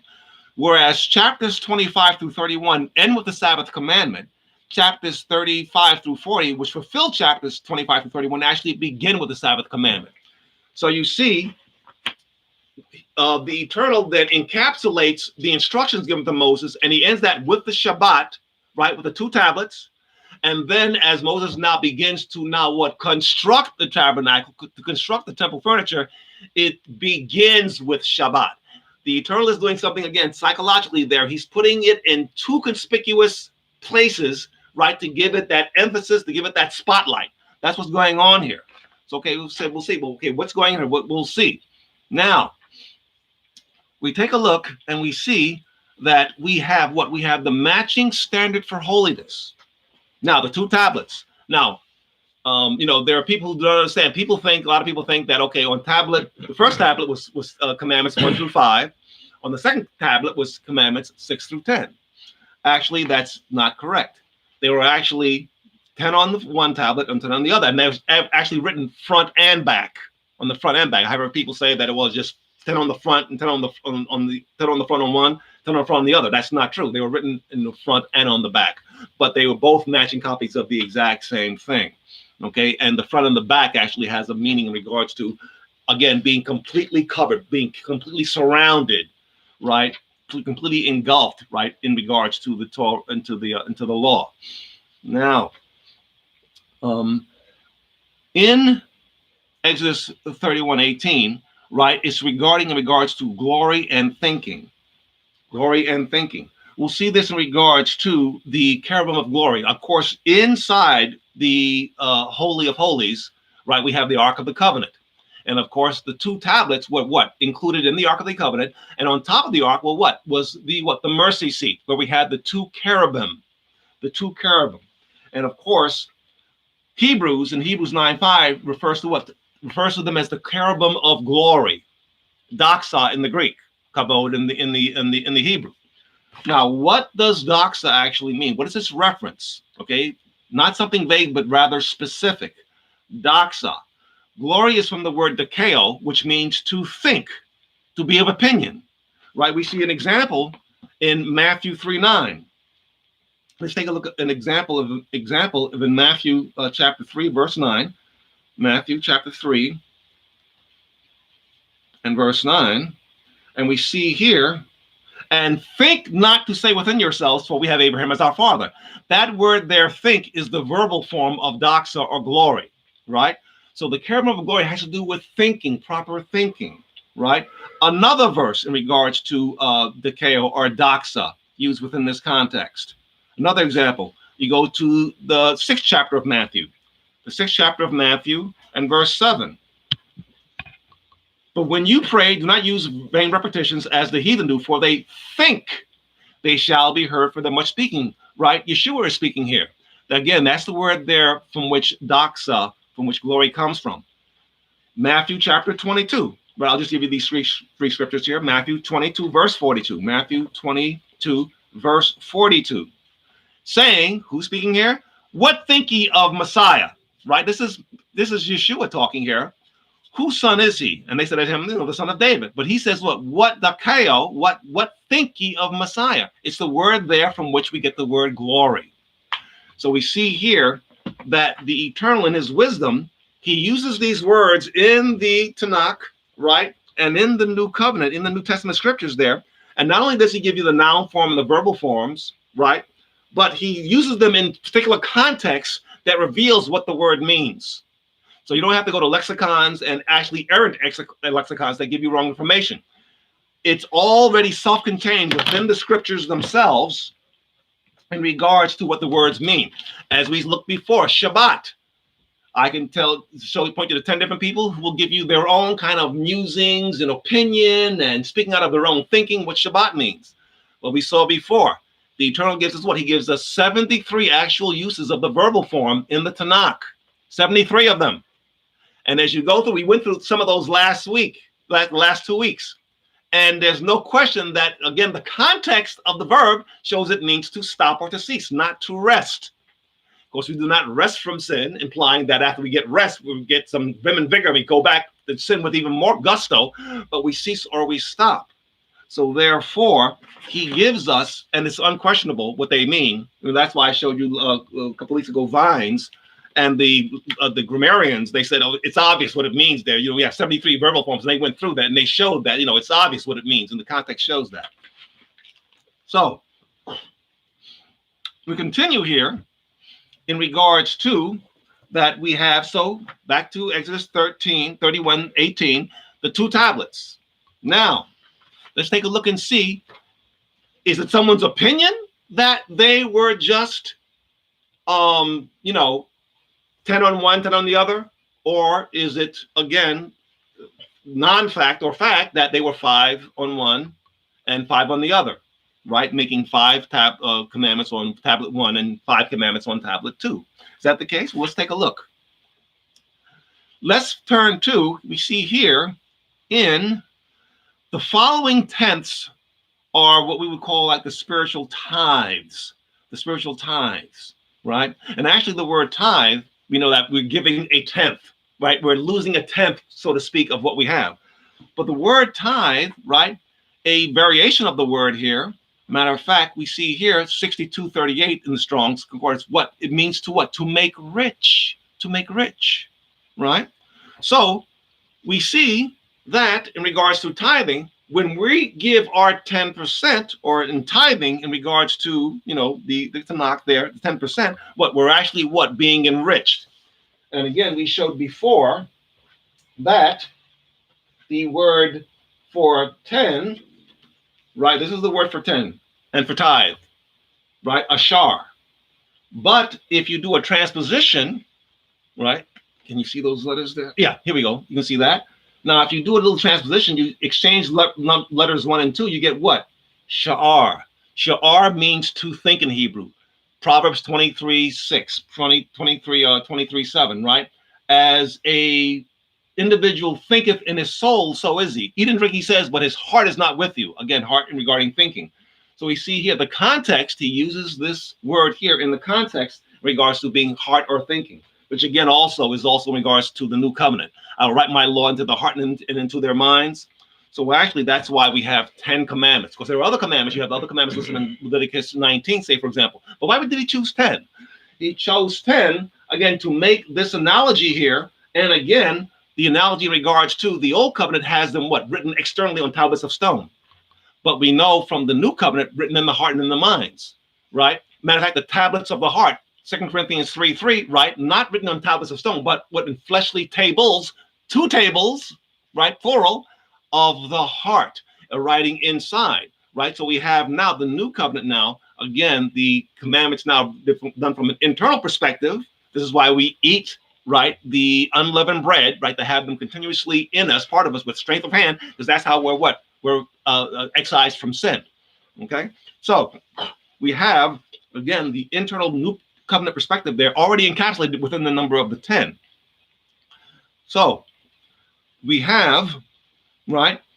Right. Now, in Exodus chapter 20, in Isaiah chapter 20, sorry about that. Isaiah chapter 20, we're going to take a look at how our Creator, right, gives us information in regards to the 2 tablets. If you go to Isaiah chapter 8 and you read verse 20, to the what? Law and to the testimony. If they speak not according to this word, what? Is because what? There is no light in them, no sha'ar in them. They speak not according to this word. What? Is because there is no light in them. Now, this word here, in reference to the covenant, right, is mentioned in 3 places. In Isaiah 8:20, right? In the same chapter, in verse 16, bind the testimony, seal the law among my disciples. Again, he's making that aspect in regards to the Torah, the law, in regards to the commandments, right? The 10 writings, right? And so he's making that analysis there because there's 3 places where this word is used here in regards to the testimony, right? There's a different word used for testimony in all the other references. This only has 3. Now, the 3rd reference, what, is in Ruth chapter 4, verse 7. Go to the book of Ruth, chapter 4, verse 7. So the eternal is established, right, to the law and to the testimony. Okay, now what does this mean? If you go to the book of Ruth, chapter 4, verse 7. Now, this, of course, is the story of Boaz here when he wanted to, of course, redeem the land and, get Ruth as his wife. But now there was another kinsman who was closer than he was. And he had to, in a sense, this man had the first dibs on the, the kinsmanship there, right? And so what he had to do was that he spoke to the individual there, and the man said, "I can't redeem it. I got my own gig. I got my own thing. I can't redeem it," right? So they needed to have a proof that the man had said that, "No, I do not want it," right? Let it go to the next person. Ruth 4:7, right? Now, starting verse 6. And the kinsman said, "I cannot redeem it for myself, lest I mar mine own inheritance," right? "Redeem it thou for thyself," right? For I can't redeem it. Okay. So, this is so we're making a contract, in the sense of contract deal, right? I don't want it. And how was that contract made? Now, verse 7, Ruth chapter 4. Now, this was the manner in former times in Israel concerning redeeming and concerning changing. Okay? For to confirm all things, a man plucked off his shoe and gave it to his neighbor. And this was what? A testimony, what? In Israel. That word testimony is the third mention of the word testimony that we saw before back in Isaiah chapter 8, verse 20. So, if you have your shoes, you have what? You have a matching copy of your shoe. You do not have a half shoe on one and a half shoe on the other, right? Matter of fact, in those days there, those shoes were tailor-made. You know, you had those shoesmiths that could probably look at shoes and say, "Oh yeah, Yaakov made that, right?" Or Itzhak made that. They probably could even tell you by the craftsmanship of the work, right? Because of the matching standard, the matching, right? The shoemaker had to make them exact matching copies, right? So what was on the one was exactly on the other. You take a look at your shoes today, you don't see a difference in the shoe. It's the same exact shoe. That shows, right, that the commandments, right, were matching. They were not 5 on one tablet and 5 on the other. Why? Because they would be what? They would be different. They would be like having 2 different shoes, a shoe and a sneaker, right? A size 8 shoe and a size 12 boot, say, for example. They would be different. But here we have what? Your shoes are matching exact copies. So therefore, you have 10 on one and you have 10 on the other. Right? Again, there's no question about that. Now, continuing, right? The ark, cherubim, where, of course, Elohim presence, it dwells. This is where he dwells. Okay? As a matter of fact, the word for dwell there, we'll see later, is actually the infinitive, right? The infinitive form. It's related to dwell, right? The Sabbath, Shabbat, right? We'll see that a little later when we go into our grammar discussion. So if you take a look in 1 Samuel 4:4, 1 Samuel chapter 4, verse 4, and we'll see this. 1 Samuel chapter 4, verse 4. So said the people, he sent the people to Shiloh, and they might bring from thence the ark of the covenant of the eternal of hosts, which dwelleth what? He dwells what? Dwelleth the cherubim. Now in the King James it says dwelleth between, but actually Bain is not actually there, right? But he dwells the cherubim. Actually, he's in a sense taking in habitation among the 2 cherubim. Where his presence what dwells, right? That's where his presence dwells. The matching standard. As we continue, we'll see that if, for the eternal to dwell with us, we have to what? Have the matching standard of his laws within us. That's how he dwells with us, right? There's another reference we can get to later in Matthew chapter 18, verses 16 through 18, right? Where 2 or 3 are gathered together in my name, in my teaching, there I am in the midst of them. Well, if his words are there, exact words are there, then of course he's there, right? If I were to email this to you, my lesson plan for today, right? And you have that, this would actually be me where you would be. Right? This is my message. If I write an autobiography, I don't physically need to be there, but my words, exact words are there. My life, my pouring out, my ideology, my perspective, my history is all there, right? So in Matthew 18, 16 through 18, he's saying what? That again, we're gathered together, what? In my name, in my teaching, in my perspective. He says, then I'm there. In other words, when you're quoting scripture, when you're quoting what I say verbatim, then he's there. As with anybody. If I'm reading you a letter from Regina over there, right? She wrote, I'm quoting her words there. That's Regina speaking.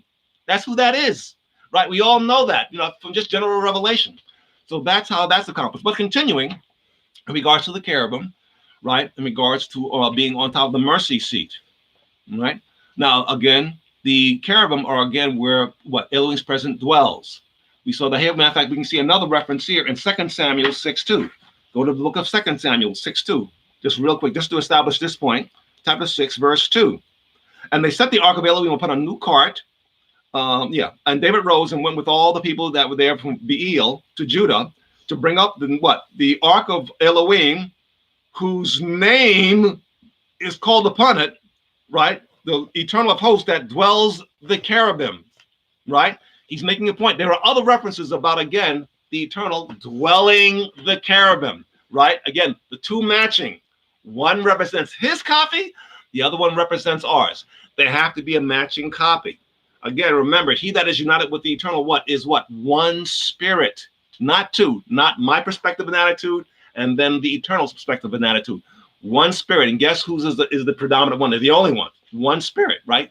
1 Corinthians 6:17, right? He that is united with our Creator, what is one spirit? In other words, what he says, that's it. We agree with it. That's not a question, right? It's what we say. We don't even say our own thinking, our own perspective. We replicate and say what he says, right? That is the dwelling there. Continuing, now the word between, preposition between, is also used in regards to the presence of the Creator, right? In regards to the cherubim. We see this first in Exodus chapter 25. Go to Exodus chapter 25. Exodus 25, and look at verse 22. Exodus 25 and verse 22. Of course, Exodus 25 is, of course, now the construction of the ark, and matter of fact, and of the cherubim, the mercy seat here, right? Go back in verse 21, and I shall put the mercy seat, which, of course, had the two cherubim above the ark, and now shall in the ark you shall what? Put the testimony, right, that I shall give thee. Actually, that's a different word, testimony, than the one that we saw from Isaiah chapter 20, right, and in Ruth 4:7. Okay. Now, verse 22, and there I will meet with thee and will commune with thee from above the mercy seat, from between the two cherubim, which are upon the ark of the testimony, right, of all things of which I shall give you a commandment. So we see here, and here it's used the word between, right, not dwelling the cherubim as we saw in 1 Samuel and 2 Samuel, right, but here he's talking about he now dwells what? Between the two, between the two. So therefore, and we'll see in a little bit later here, that of course the cherubim were matching height. Each were what? Each were 10 cubits high. And what? They shall have their faces one to another, and they look downwards, right, towards the ark of the covenant, right, which had the two tablets of the testimony. All right. So they're showing you that matching standard, and in reference to what? Because you see cherubim, in reference to what? Matching standard regards to what? They're looking at each other and they're facing down inward towards what? Where the 10 commandments, the two matching tablets were mentioned. So you have a direct reference there in regards to, of course, the commandments, and again, the matching standard. We'll see later on as we continue in regards to that, in regards to the olive wood of cherubim, right, in the temple. Numbers chapter 8, Numbers chapter 7, verse 89. Numbers chapter 7, verse 89. And when Moses was going into the tabernacle of the congregation to speak with him, he heard the voice of one speaking unto him from off the mercy seat that was upon the ark of the testimony, from between the two cherubim. That's where he heard what? He heard Yahuwah speaking. He heard the eternal speaking. The matching standard, right? Not a lower standard, not uneven copies, right? 5 on one, 5 on the other, right? But again, matching standard there is where he speaks. What is he saying there? Only in regards to his words, his exact words, that's him speaking. And he's speaking to us. That's how he speaks to us, right? And if the matching standard does not match, then he's not speaking to us. Again, the matching standard. We'll see later, again, in regards to the purpose of Shabbat. Again, is that we on Shabbat, the purpose of Shabbat is to have that matching standard so our Creator can speak to us. Can speak to us. We'll see some scriptures later, right, that show that exact fact. We'll show that in a little bit later. Oh, man. Time flies when you're having fun, by the way, ladies and gentlemen. Now, continuing here, in regards to the standard here, yes. Now, the matching dimensions, let's continue with the cherubim. The matching dimensions of the cherubim on top of the mercy seat were not delineated in regards to within the transitional tabernacle, right? Exodus 37, 7 to 9. If you go to Exodus chapter 37, right? We'll go to Exodus chapter 37. Let's go there now. Exodus 37 and 7 through 9, we read that, and he made 2 cherubim of gold, beaten out of one piece he made them, on the 2 ends of the mercy seat. Actually, the Hebrew, there's actually beaten like hammered pieces. They're not out of one piece. It doesn't say that actually in the Hebrew, right? We'll talk about later. One piece we'll talk about later, okay? The 2 ends of the mercy seat. Verse 8. One cherub on one end on this side, and the other cherub on the other side of the mercy seat. And out of the mercy seat, he made the cherubim of the two ends thereof. And the cherubim spread out their wings on high and covered their wings over the mercy seat, and their faces one to another, right? And even to the mercy seatward, right, were the faces of the cherubim. So what do we see here? Again, we see here that their faces were what? Facing one another, and they were what? Mercy seatward. Mercy seat was what? Down beneath them. So facing that standard. But the delineation in regard to them being of equal size is not specified here in Exodus chapter 37, right? Because again, the apprehension of the understanding there, mind you, the tabernacle was a transitional tent. Transitional, right? We have a stage of development of movement.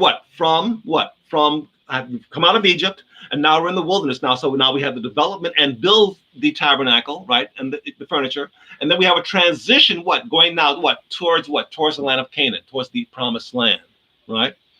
But we'll see here now that the matching dimensions regarding the mercy seat cherubim of each of 10 cubits, right, were given in the fixed temple. We've now reached our destination and we're fixed, right? The temple did not have wheels on it so it can be moved, right? It was a fixed position, right? And there we have now the clear delineation in regards to the height of the matching standard, right? Because mind you, someone could say that in regards to the cherubim on top of the ark, well, if you have a person like this and a person like a little bit taller, right, and they're facing one another, right? You talk to people who are shorter or taller than you, and you could both face downward, right, into something in the middle there, right?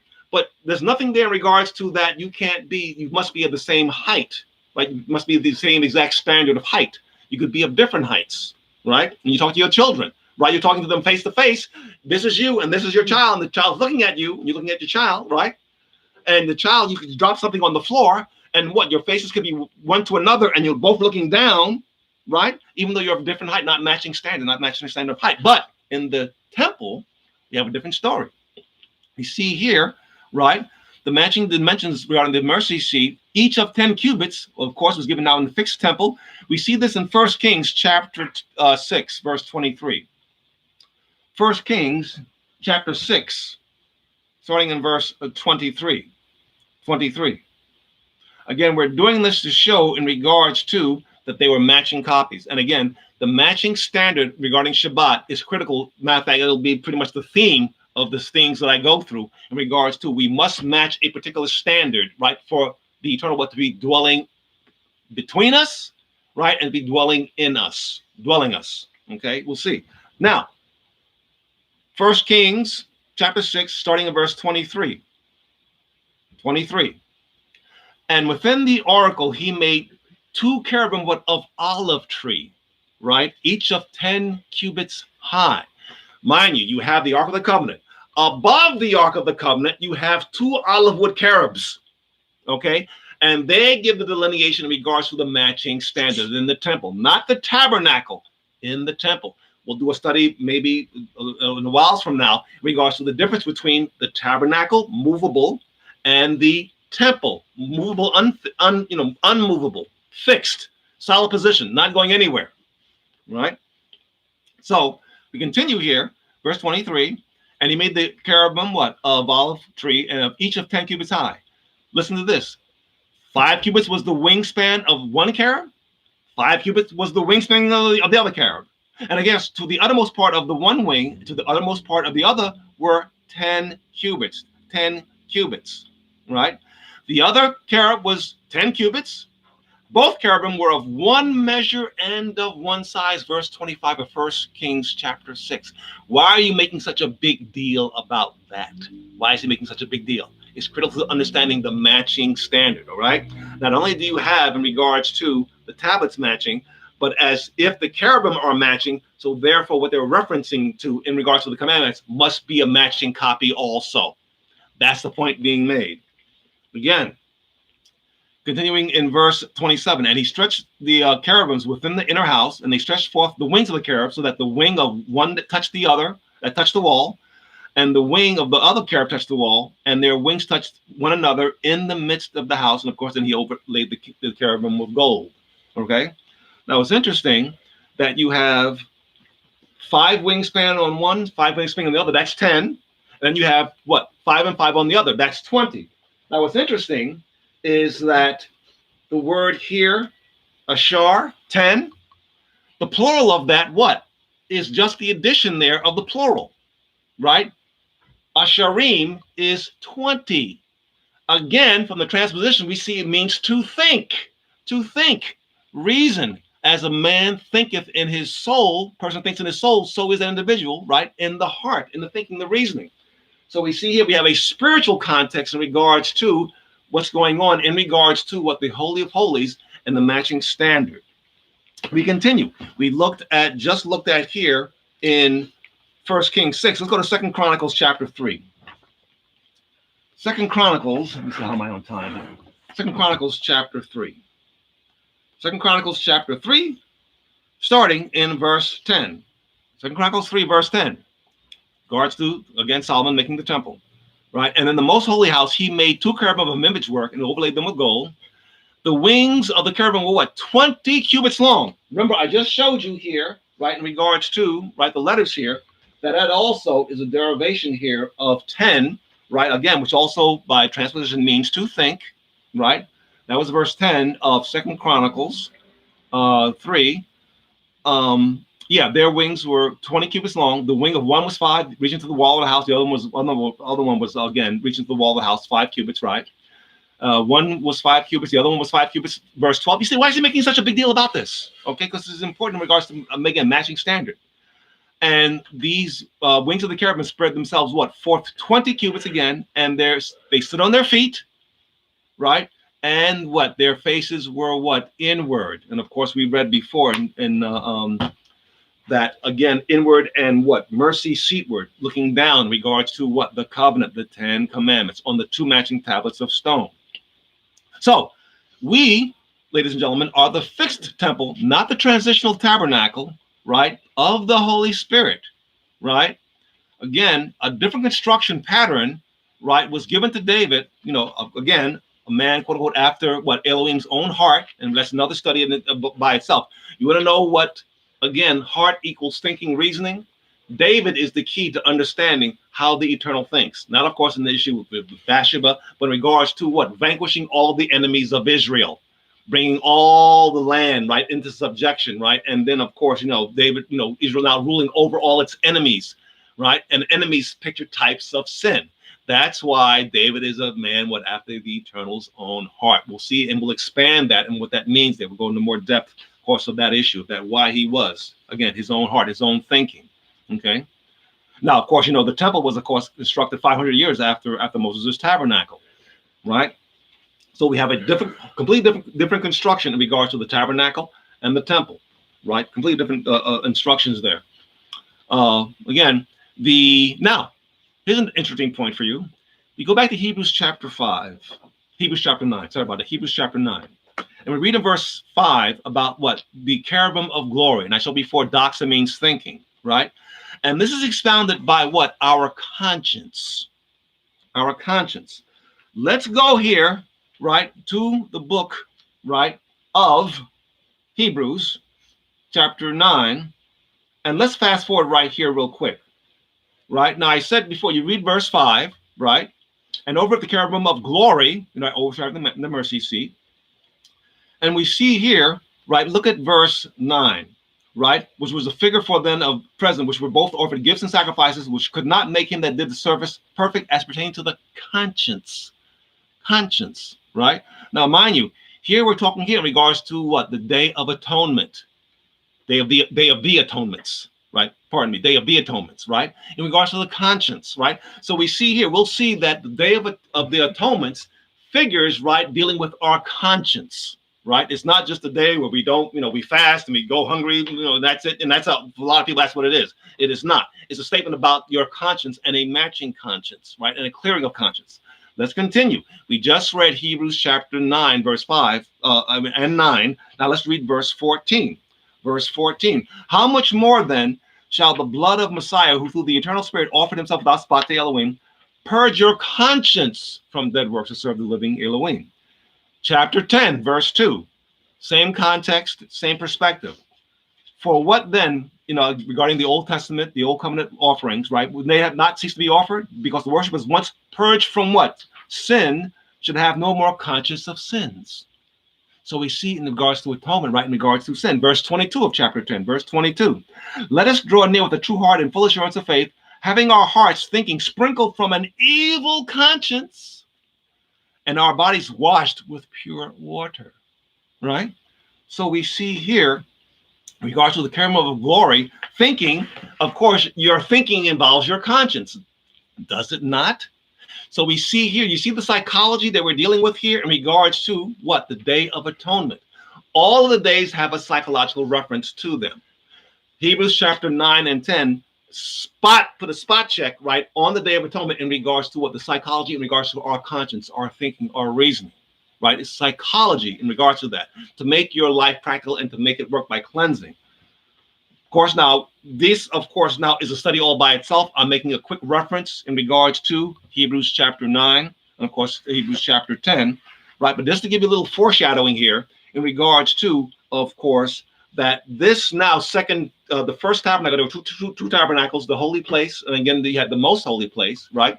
But of course, now the holy place, right, which had the candlestick and the shewbread, right? Of course, figured what? External things, right? We see here in verse 1, right? The first covenant had an ordinance of divine service, worldly sanctuary, candlestick, right? The tabernacle, the shewbread, called the sanctuary. And after, of course, the second one called the holiest of all. And of course, it had the items that it had there in verse 4, right? In the cherubim of glory. Now, verse 6. Now, when these things were ordained, the priests always went into the first tabernacle, accomplishing the service of Elohim. But in the second, not the high priest, except once a year for the people. Verse 8, for the Holy Spirit signifying that the way to the holiest was not yet made manifest while the first tabernacle was standing.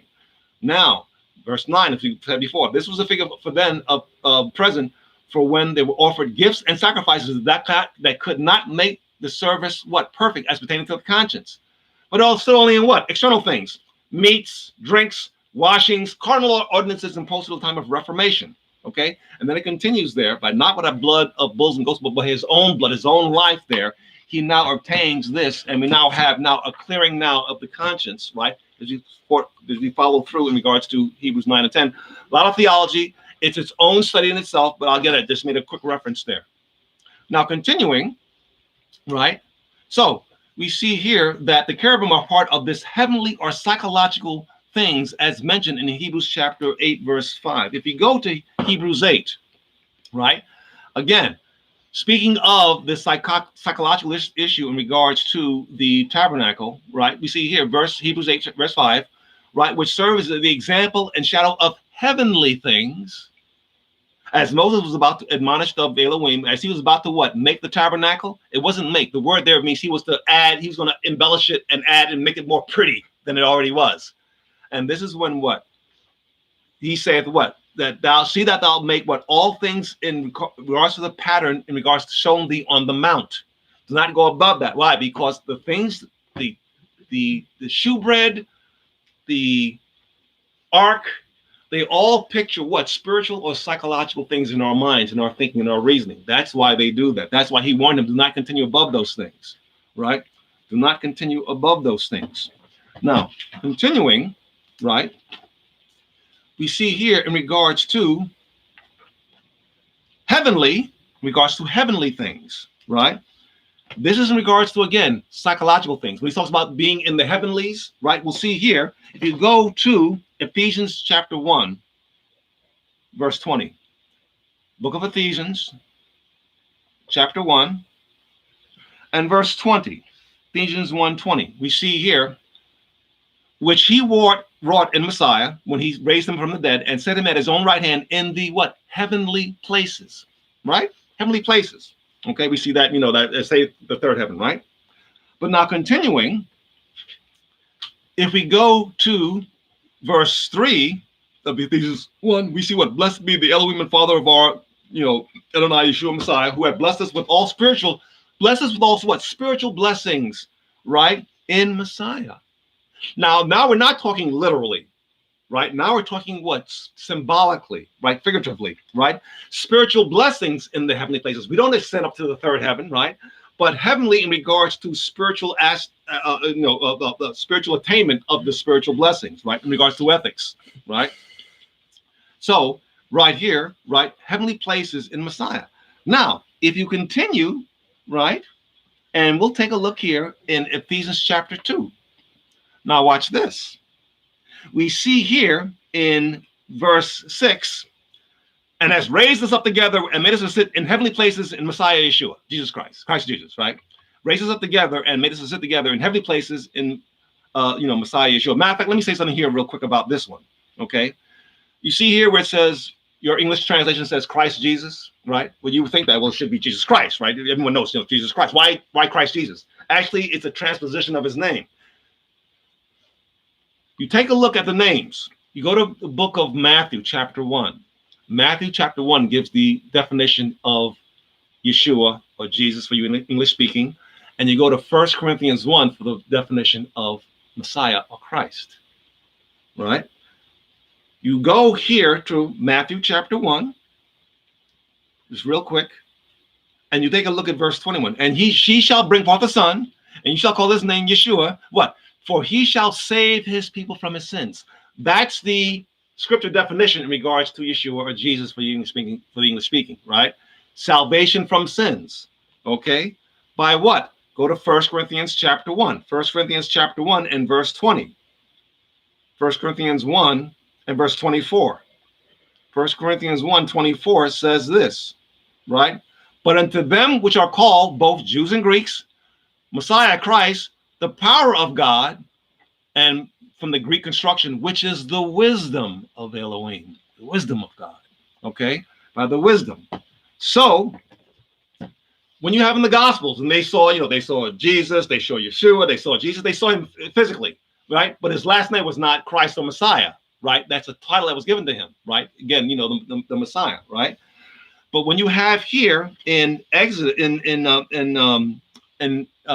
Ephesians 2:6, right? Ephesians 2:6, when you have now the reverse of that, what do you have here? You have the power and the wisdom, which are not external things to be seen, but internal, right? Being placed first. So when you have here in 2:6, heavenly places, what? In the wisdom of salvation from sins. Put the names together: Messiah, Jesus, Christ, Messiah, Messiah, Christ, Jesus, Yeshua, right? Put them together, right? Christ, Messiah, the wisdom, which is the power of Elohim, and of course Yeshua, Jesus, salvation from sins. So heavenly places, what? In the wisdom of what? Saving from sin. That's what the name means. But let's continue in regards to this. So we see here, and may this sit together, right, in Ephesians 2:6, in heavenly places in Messiah Yeshua. Now go back to verse 2 of Ephesians chapter 2, verse 2. Verse 1, and you were quickened in regards to trespasses and sins, when ye, what? In time past ye walked according to the course of this world, and according to the prince of the power of the air, the spirit that now works in the children of disobedience. Now, you see where it says here in verse 2 of Ephesians 2, the prince of the power of the air, right? Now we know all physical land-dwelling beings, or in all living things, need oxygen, need air, right? The fish, the aquatic life, derives it, of course, from their lung system, through the water, right? But we all need oxygen, right? So, and the prince of the power of the air is because of that negative evil influence, and we're all what? Passively taking in that spirit, right? Unknowingly. There are people that don't know that there's a devil out there. They have agnostics and atheists. They don't know that, but he's influencing them unknowingly, right? And putting in attitudes of mind, perspectives. And Ephesians 2 likens it to what? Prince of the power of the air, the spirit that works in what? Those of disobedience. Well, guess what? Go back to verse 6. And as we were dead in sins, has quickened us together, right? And raised us up together and made us sit in heavenly places in Messiah Yeshua. Guess what? In heaven, there's no air. If you go up into outer space, there's no air up there, right? Air is within, oxygen is within what? Earth's ecosystem. But as you get up into outer space, and especially you go to the third heaven, the second heaven, David speaks about, your works of your hands, your heavens, the sun, moon, and the stars. There's definitely no air up there. And then we go to the third heaven from 2 Corinthians 12, right? And of course, there's no air there because, again, the spiritual beings, Elohim, doesn't need, of course, air to breathe there. So what happens is that we no longer are taking in the prince of the power of the air, the spirit of disobedience, into us, right? Because we're in the heavenly where there's no air. You see the connotation there, how it mixes, right? You think about it and you see it there. So therefore, if we're in the heavenly, we're not taking in legal, influences here in regards to that which makes us disobedience. Verse 3, fulfilling our lust of the flesh, desires of the flesh, desires of the mind, because we're no longer under the power of the prince of the power of the air, that physical air, because we're in the heavenly, right? So, of course, a nice analogy made there. So now continuing here, we see here, it continues here, also in Colossians 3 verses 1 through 3. The same concept in regards to this being in the heavenlies. Colossians chapter 3, right? Colossians 3, 1 through 3. If you be risen with Christ Messiah, seek those things which are above, where Messiah sits on the right hand of Elohim. Well, that's a long way from earth, right? We'll never make it there physically, literally, right? Set your affections on things above, not on things on the earth. Well, again, we're speaking here figuratively, symbolically, right? For you are dead, and your life is hid with Messiah, right, in Elohim, right? Christ in God. That's where it lies there. So you see here, we're setting our affection on things above in the heavenly, right? Again, figurating regarding spiritually. So you see here the psychology of what we're saying here, was being put across to us again in the scriptures, right? And again, what are those heavenly things? We continue in verses 12 through 16, right? Put on therefore as the elect of Elohim, holy and beloved, mercies, kindness, humbleness of mind, meekness, long suffering, forbearing one another, forgiving one another, if anyone has a quarrel against anyone, right? Above all things, put on charity, agape, which is the bond of perfectness, right? Let the word of Messiah dwell in you richly. Okay, verse 16. Verse 17, whatever you do in word or in deed, do in the name of teaching of Yeshua, right? Giving thanks again to the the Father, right? Again, these are the heavenly things.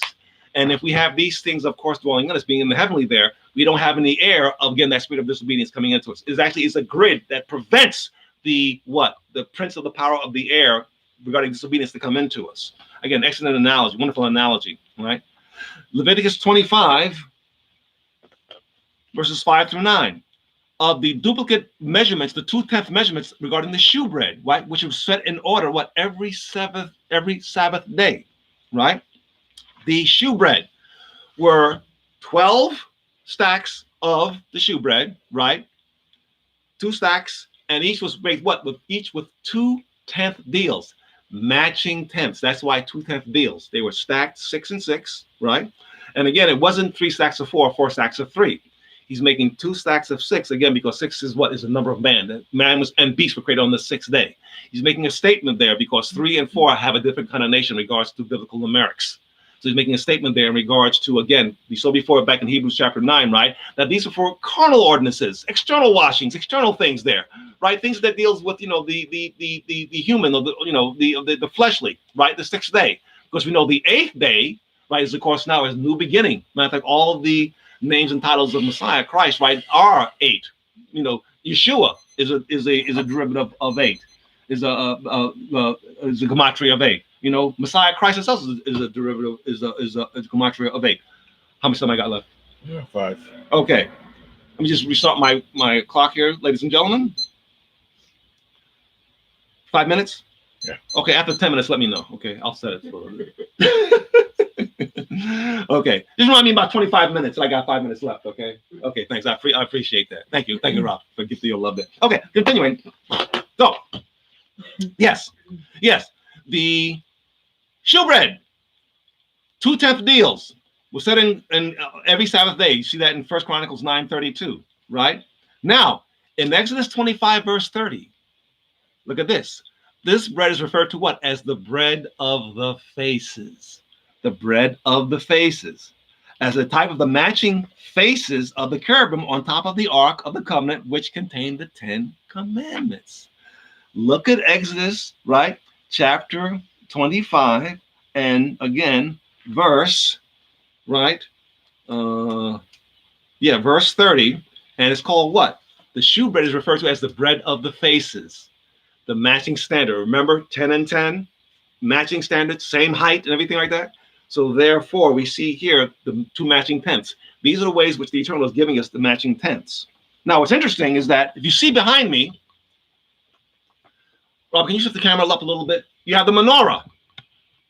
Right? You see this, ladies and gentlemen, here? This is the candlestick that was in what? It was in the tabernacle.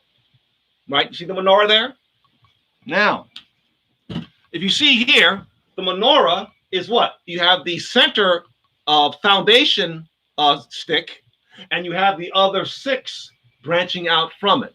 But they can only what? Be sustained by the center stick. Right? This would be an analogy in regards to we have the 6 days where we work, but the 7th what? Is the Sabbath, the Shabbat, right? And we know continuous action, right?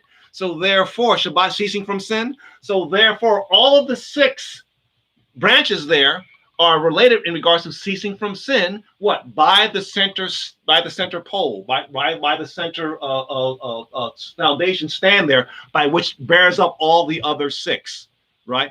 So therefore, we see here that the menorah itself, in regards to the lights, and matter of fact, who's supposed to bring the oil for the menorah for the oil? The people were. They were to bring the menorah. And we'll see later, right, that in regards to the oil, shemen, triposition, neshama is spirit.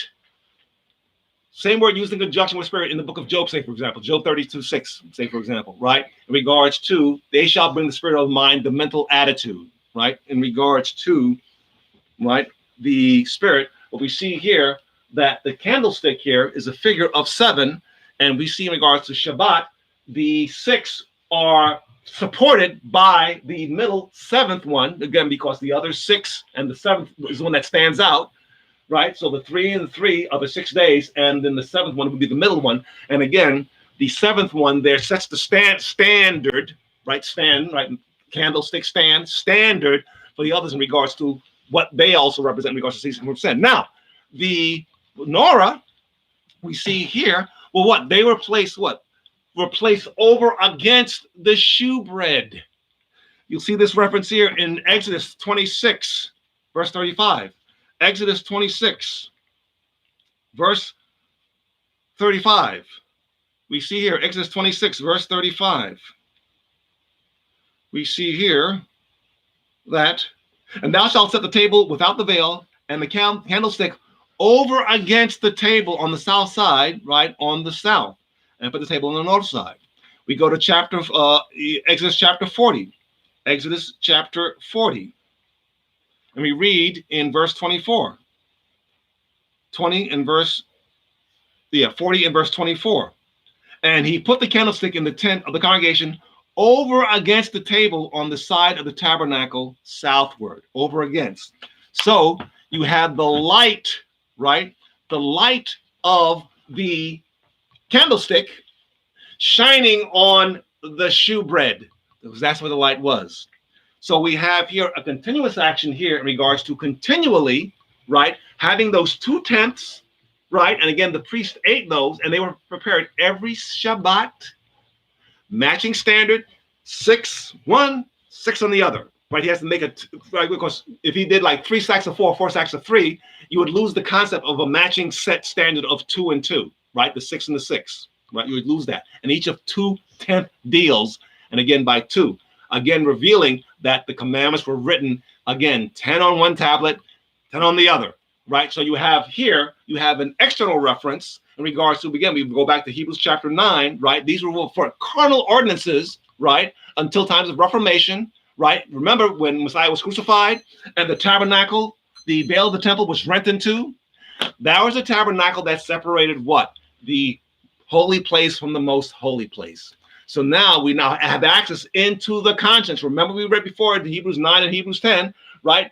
The old way in regards to the tabernacle, the old way in regards to the aspects in regards to the covenant in before the time of Messiah, what dealt with what external things that could not clear the conscience. We see in Romans 3:25 that sins forgiven that were given previously, right? Because the conscience what had to be cleared and cleaned by a spiritual application in the mind, which was not accomplished through the old covenant, right? We see that, say, for example, in Hebrews chapter 8. Okay? So, brethren, that my time's expired, but we see that we need to establish again the matching standard that is expected of us. And not, again, it's not, hearsay. Well, this guy says, some other guy says. And there are actually others. I'll go through the rest of these next week. There are others. Say, for example, the 2 loaf grains of Pentecost, right? We eat what? 2/10 deals each. Okay? Again, you have a progression of development. The Omer, which was placed before the testimony, was what? 1/10 of an ephah. Why is he telling us that? Right? The atonement money was a half shekel. A shekel is 20 gerahs, right? And so what? A half shekel is what? 10 gerahs. That was the atonement money, right? 10. Our 10 to make the atonement for us, right? He's giving us all these measurements, right, in regards to showing us in regards to 10 and 10. And again, what our response is, and again, one spirit, we have to match his 10, and that's the atonement there. So we're responsible to provide that shekel tax, to give that shekel tax of ourselves there, right? So now what? For the atonement, that's called the atonement money, right? Kapar, the same word as, in regards to kaparim, a day of atonement there, to make the atonement for us. So we'll continue more next week with this psychological development and understanding in regards to Shabbat. It's standard, and we'll go into scripture. We'll have Sabbath scriptures next week that must be utilized, right, in regards to Shabbat, right, because they deal with completely cessation from sin, completely and totally.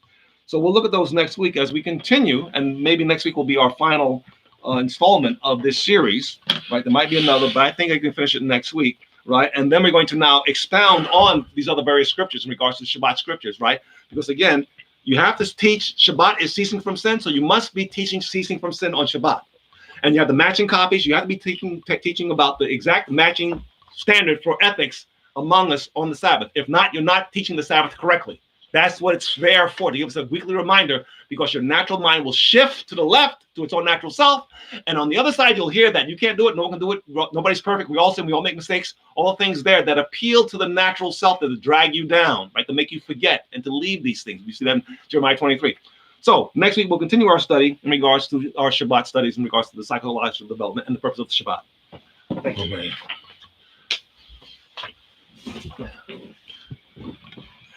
Okay. Did you catch all that? You got that? Okay. It's good to be home. It's good to be in a bait. And we started with the Beit Avadim, the house of bondage, as Michael was beginning his teaching, referring to they left the house of bondage the first day of unleavened bread. And as he's also very quick to say with regards to unleavened bread, it's not the first day and the last day. It's the first day and the seventh day, because it's set into motion a lifestyle that we need to adhere to. So as we gain the Moedim going from spring through the fall, and now here we are in almost in the winter, and we have an accumulation of all the Moedim, and we have this basket of who we are.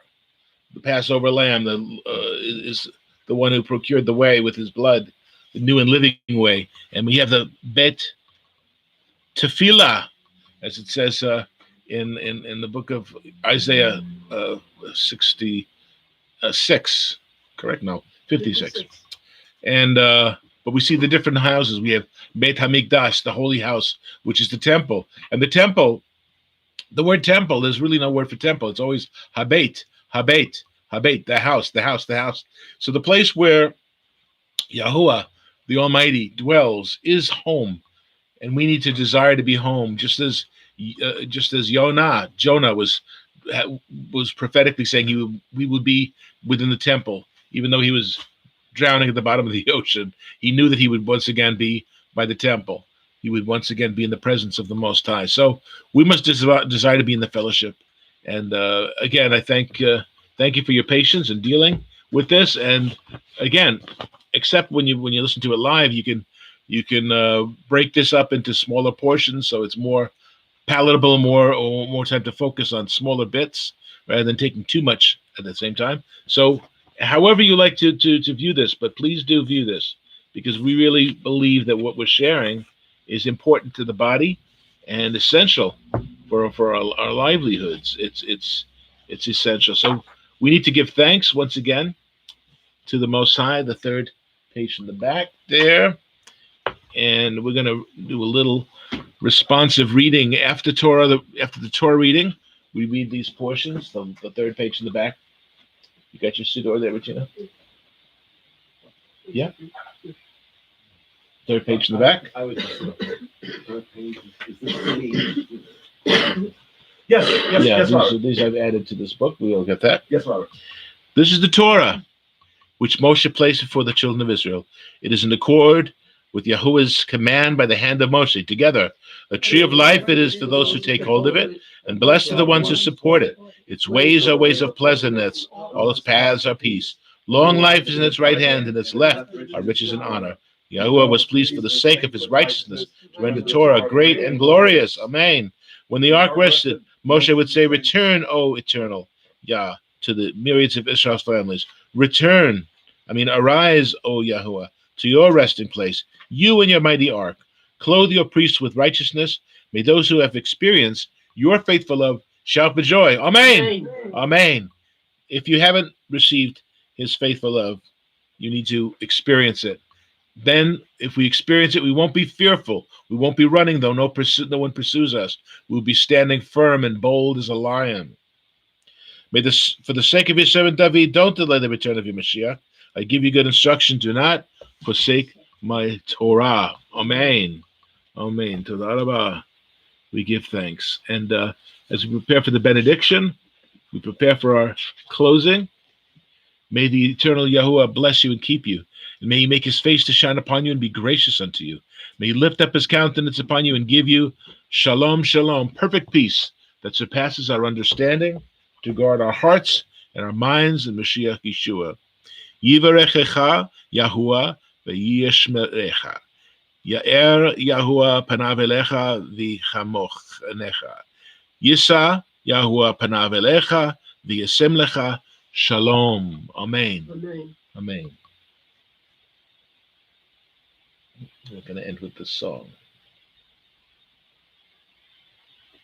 The Lord bless you and keep you. The Lord lift his countenance upon you and give you peace. And give you peace. The Lord make his face to shine upon you and be gracious unto you. And be gracious. The Lord be gracious. Gracious unto you.